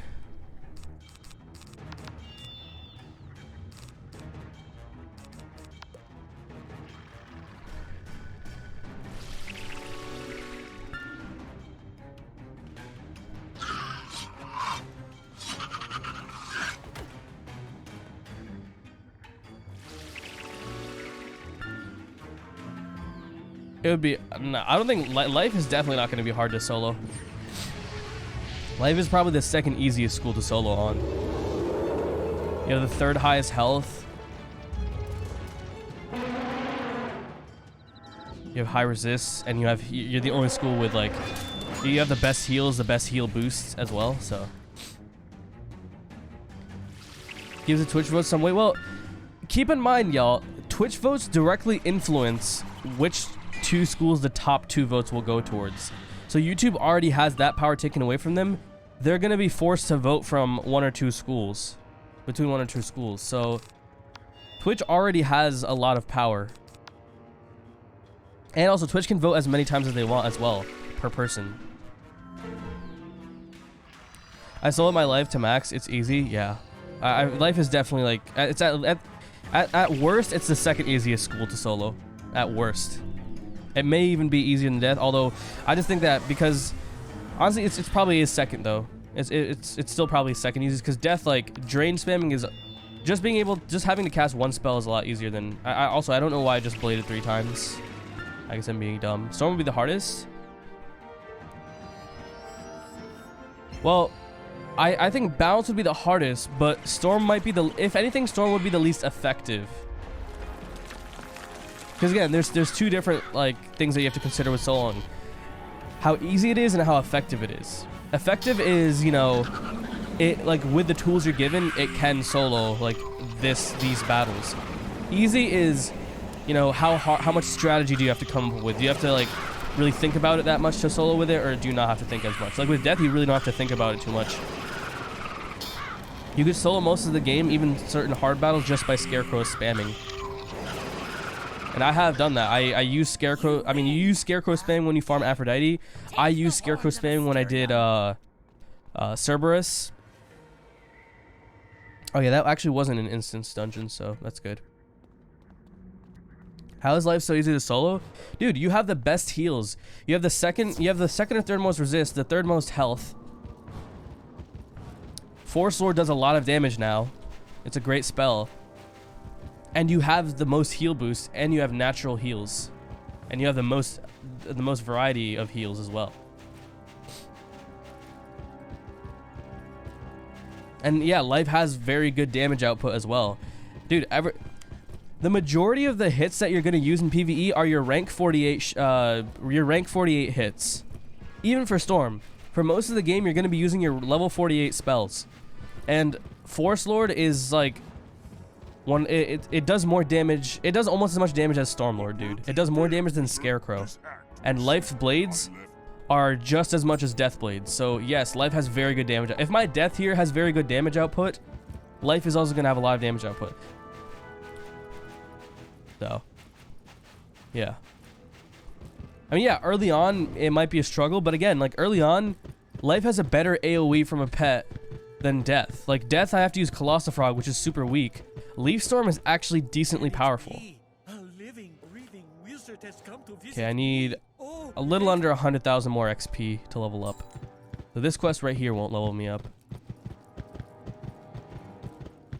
Yeah, exactly. Force Lords is the top. Life is very, very effective at dealing high damage. The only school that isn't really effective at dealing a lot of damage easily in PvE is going to be Ice. Every other school, and yeah, Balance. Ice and Balance. Those are the two like least damaging schools in PvE. Otherwise, every other school can do a ton of damage very easily in PvE. And then there's Fire, which Fire, it's, and I know it's kind of weird saying this, but just by design of the Fire Dragon spell, Fire is also kind of low because like your feints aren't as useful, but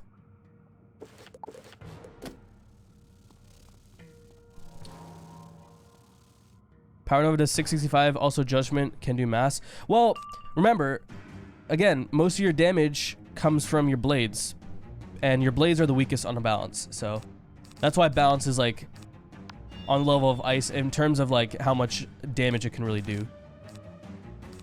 I just discarded a feint again when I'm fighting a boss. At least it's a life boss with 12k. Are you just going to 99? No, this wizard is a full game budget walkthrough. Full account, full game. 99 is going to be my other account. So like my Storm Wizard is almost level 99. I finished all the questing on it. I'm going to be grinding for Catch of the Day today, by the way, y'all. I have plenty of keys. I have 2 accounts as well, so because I just scavenged my entire account. I searched all the houses on all the wizards, and I actually have a lot of keys.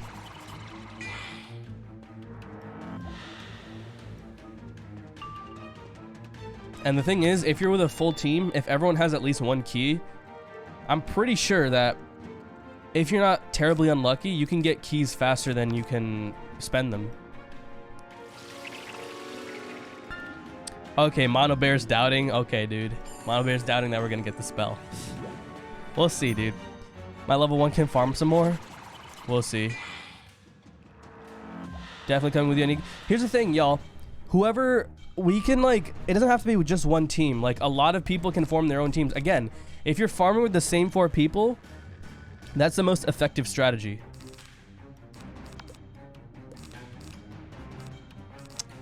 I'm pretty sure the feint I discarded was the train feint too, so, but I don't remember. So I don't want to discard the potent trap, but try to be there, Fenric. Okay, Sprat. Oh yeah, you have a Storm as well. I cannot farm for Catch of the Day. I have Mass Feint. I mean, the thing is, we don't even need Mass Feint. I'm pretty sure just a Prism is enough damage for, like, a max Storm to kill. Like, I'm going to be bringing my 130 Storm who has, like, 173 damage. So all I need is a Prism, which I already have. It's, honestly, as long as you're willing to farm for a long time, I'm good. Oh, Shadow Cloud wants... Okay, alright, it's time for more PogChamp stuff. Wait, I gotta wait for the right moment to do the PogChamp stuff.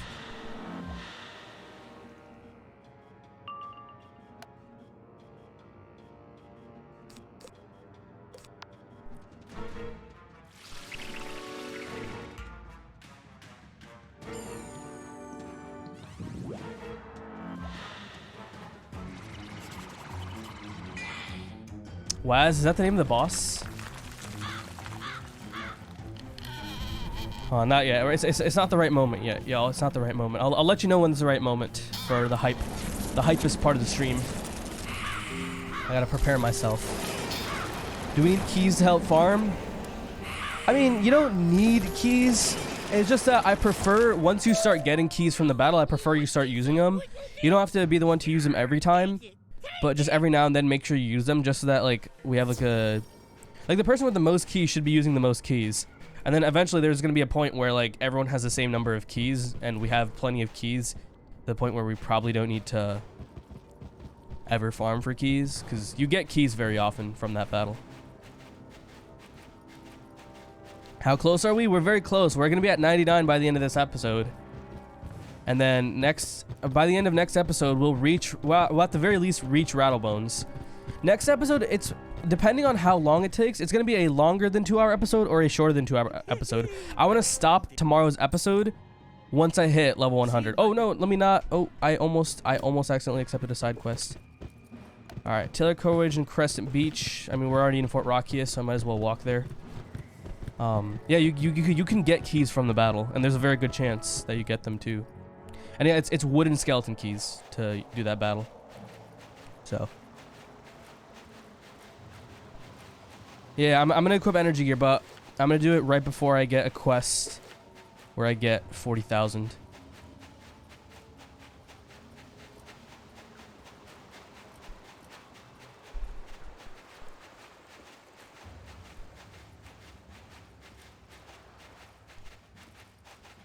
Cam, by the way, when I finish the episode, I'm gonna take another like 5-10 minute break or something.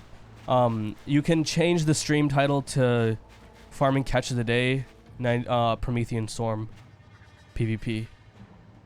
This is 7,000, so I don't level up from this. Speak to the spirit of Crescent. This is another 7,000, so not quite yet.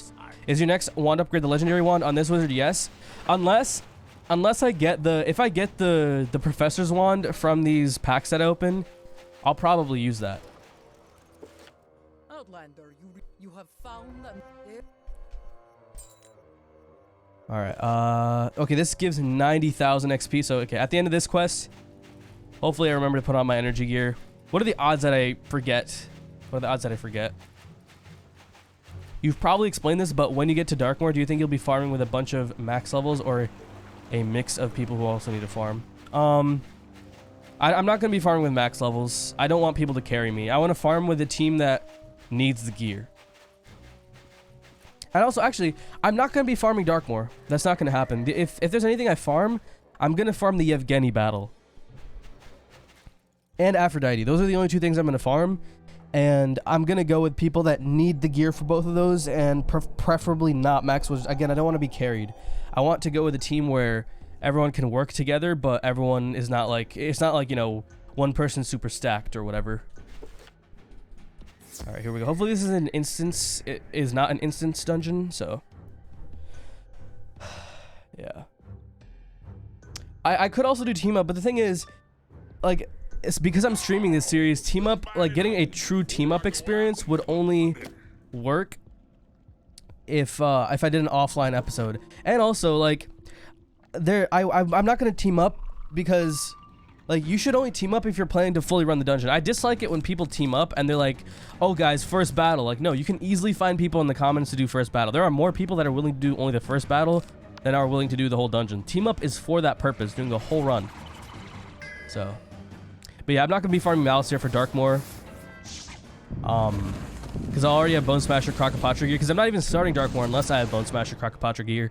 And I'm not going to be farming for the boots, because I might farm Darkmoor if I end up getting unlucky. I don't get the professor's boots at all from these packs that I open. I really hope I didn't discard my prism, by the way. I hope I still kept the prism, but yeah, so I only go for the Darkmoor boots if I didn't get the professor's boots and I had to solo Darkmoor with the Hades boots. That's the only situation where that'll happen. I carry 2 prisms, so if I did accidentally delete one, I should be fine as long as I didn't discard both of them. But introducing Oz. Thanks for the 100 cheers, man. Did I discard both? Are you sure?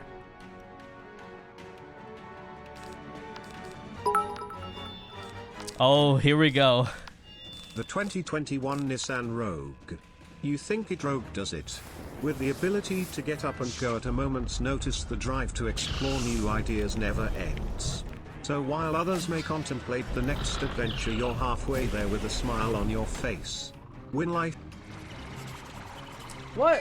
Why did it stop? Wait, why did it stop? Hold on, I'm replaying that. That's dumb. Why did it stop?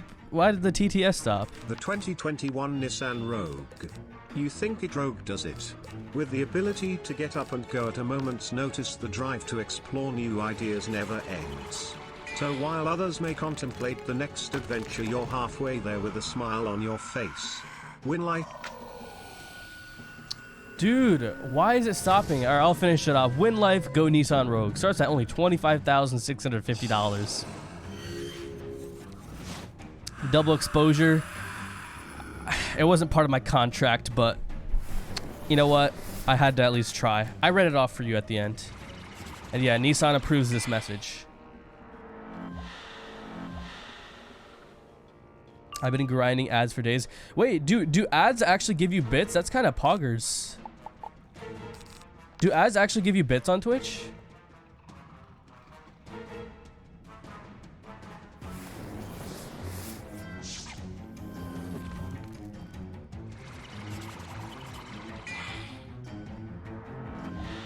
Really? Oh, okay. You can, okay. So you can't get it. If I play ads, you can't get bits off that. Dang. Okay, I have to reshuffle because I discarded my prism and I can't kill without a prism because he has 80 resist.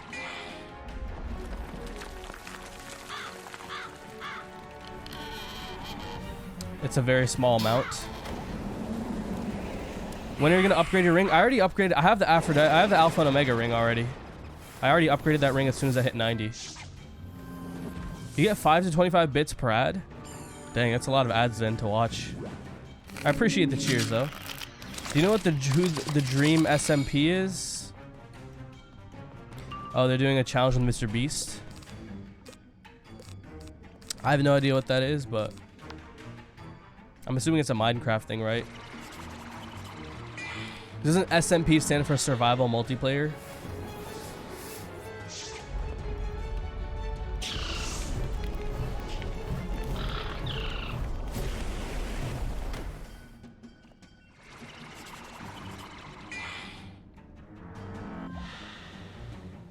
Ferric SMP number 2 coming soon.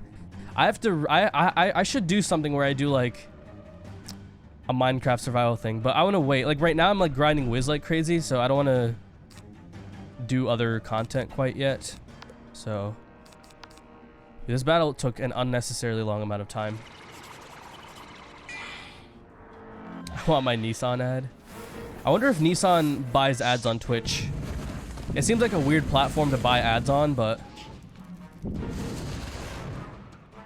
I wonder if they like actual like Nissan ads, not my sponsorship with Nissan. They do? Wait, Nissan actually runs Twitch ads? Oh, okay. All right. You know what? When I go on the break, I'm gonna play some Poggers ads hopefully, and hopefully some of them are Nissan ads. You see like 20 of them a day getting bits? Dude, how many ads do you watch to get bits, dude? That's some commitment right there.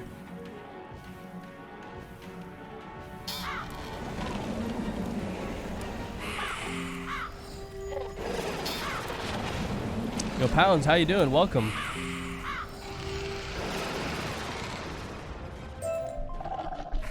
You give me indigestion.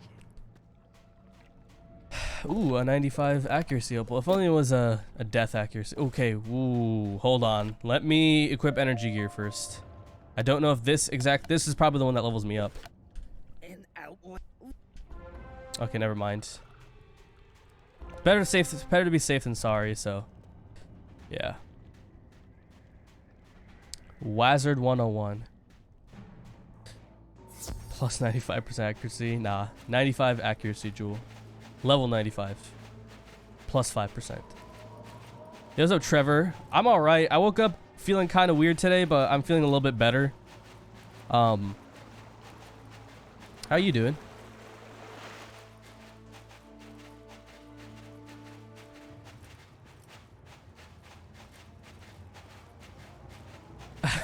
What? What am I reading, Celebra? Check Bazaar for Stitch Wands for next Wiz. I've been seeing a lot of cool wands. Honestly, I'm probably going to fish for like a Stitch Wand or farm for one. Because I don't want to stitch unless it's the wand that I want to keep at the end. Because, again, stitching is a waste of crowns. On a budget walkthrough like this, stitching is 100% a waste. So if I stitch, I want to make sure I do it as little as possible, as infrequently as possible. And also make sure I... yeah, infrequently as possible. And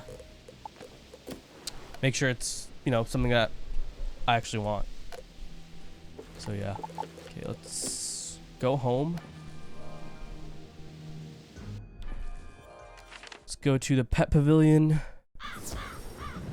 How long are you gonna keep the Fell Titan? I'm gonna keep it until Darkmoor. Because at Darkmoor I'll get the Yevgeny Athame, and then I'm gonna keep that Athame forever. I'm gonna keep it till I hit 140, and I'm gonna keep it at 140 as well, because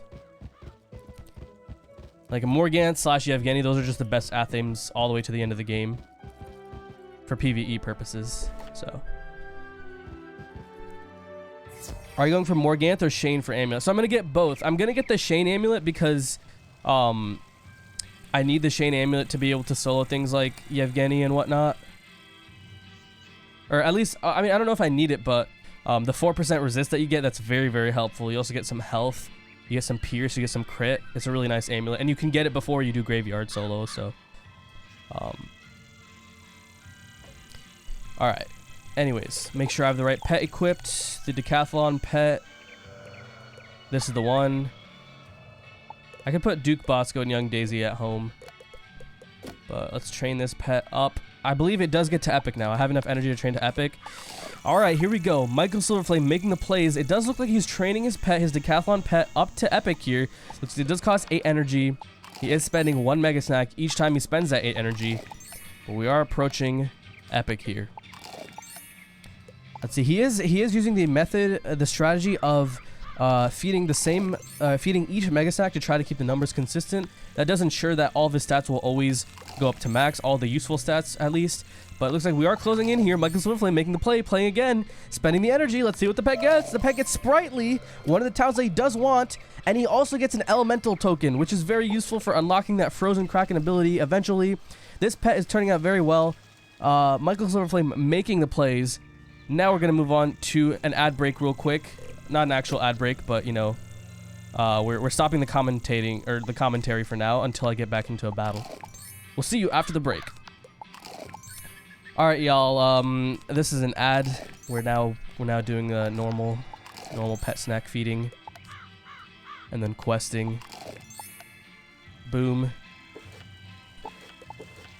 Alright, dude, that's really good, though. We got Sprightly, Fairy Friend, Energizing Battery. Now we just need Sprite Queen. I believe this one's Sprite Queen, right? This talent right here. So. Alright. Yo, can I do one boss battle before I end the stream, though? I want to do an actual, like, hype commentary with, like, chat. Alright, let's teleport back to Crescent Beach. No, not actual ad. Like, I'm not gonna ever... So, when I play Twitch ads, I'm not gonna do it during a Twitch stream. I think that's kind of messed up. I'll do it, like, during the breaks. What message do you bring? Oh, happy is like a... Guarded tent. Is that... Please tell me that's a boss battle. I think that is. It's a boss battle. Alright, we're gonna get some actual commentary. Alright, the ad break's almost over, y'all. Ad break's almost over. Commentary is about to return. Oh, man. Here we go. Final battle of the stream. Alright, welcome back, everyone. Welcome back from the ad break. It looks like Michael Silverflame is entering the Guarded Tent. A supremely difficult battle. It is one of the few Do you know how hard It's a freaking you find it from it's a freaking minion battle. I give you Whatever, we can do commentary on it. Michael Silverflame 1 versus 3 here, preparing to defeat 2 White Razors and a Sandcrawler. Here we go. Looks like he drew a Death Prism, Blades, Feints. Looks like it's a pretty decent hand so far. However, a lot of these spells are not super useful. It could be a better hand, so it looks like he is working in a pretty much dire situation. He entered the battle with not even full health, and he is second, so this is going to be a bit of a challenge. It looks like Michael Silverflame is discarding Feints right here. He's discarding his Death Prism, and he casts a Death Blade. It looks like because he did not pull an enchant, he is keeping that other Death Blade in case he pulls a Sharpened Blade, so he is making the right play here. So looks like the first White Razor casts a Life Trap, and then the minion actually spends all of his pips towards a big massive judgment here. The massive judgment does 385. That does 10% of his health. This is looking not so good for Michael. And then that trap into Goat Monk play will actually boost the damage overall of this spell. This is not looking too good for Michael Silverflame right now. He hasn't even gotten a single buff off, and he has already lost a lot of his health. Entering the battle without a lot of health, that might not have been the smartest play against him. But we'll see how it goes. There we go. Michael Silverflame casting the Death Blade, flicking his sword around. Not the $10 sword. This is the fish sword. But it looks like he does pull 2 Sharpened Blades. This allows him to discard 2 cards, which is very good. Looks like Michael Silverflame is sharpening the blade. He sharpens the blade. Oh my goodness. These are some insane plays happening. He's discarding cards at the right rate. Oh my goodness, dude. He might actually pull off this 1 versus 3 battle against 2 White Razors and a Sandcrawler. Michael Silverflame looks like the life one is blading up for a hit, though, trying to make a comeback. Sandcrawler trying his best to do as much damage before he goes down, but it's just not enough. Only 60 damage taken. The other White Razor also casting a Life Blade. They're sharpening their claws. They're getting ready to get this insane hit on Michael Silverflame. Here we go. Michael Silverflame enchanting Scarecrow, making sure it does as much damage as possible, and instantly clicking the spell. Not even spending time to discard the rest of the cards in his deck, just instantly clicking the spell. However, it looks like they're going in for another Goat Monk hit here, this time with a Life Blade that does even more than Life Trap. Can he survive this? Michael Silverflame trying to tank this. Here we go. Life Blade gets used up. Goat Monk jumps up. His anime style hit slams right on Michael Silverflame for an entire 370 damage. It's another 10% of his health, but it looks like the other White Razor is using another blade for whatever reason, and it looks like Michael Silverflame might actually be able to pull this off. Can he do it? Scarecrow casted. Scarecrow looking down. Goes alive. The fire in its eyes. The critical. A 40% and a 50% blade. Can he pull this off? 10,000 damage to the first White Razor. Heals him back to full health. What a comeback from second. Michael Silverflame third, and 9,000 to the second one. Another 10,000 damage. Absolutely bopped all the enemies. What an amazing play. Michael Silverflame yet again with another solo 1 versus 3 clutch. Sandcrawlers completely give up. And he does it once again. Michael Silverflame, the absolute whiz master, again pulls off an amazing play. He is nearly prepared for the Starfall Sea, but Michael Silverflame moves on to the next round of the bracket of this Ultimate Chrysalis Wizard101 solo tournament, soon to be Darkmoor solo as well. Michael Silverflame, what an amazing player. Able to solo a 1 versus 3 against Sandcrawler and White Razor's team. Talking to Taylor Coleridge, handing in his quest right here. Oh my goodness, he finished the quest, gets that extra 4 XP for his already Ultra Pet. What an amazing player. Anyways, thank you all so much for watching. For those of you watching this on YouTube, I do stream this live at twitch.tv/ferric every single day of the week except Friday at 12 p.m. Eastern Time. And make sure to follow me on Twitch, join my Discord, all that stuff. Links for everything on the description down below. And anyways, thank you all so much for watching, and I hope you have a great rest of your day.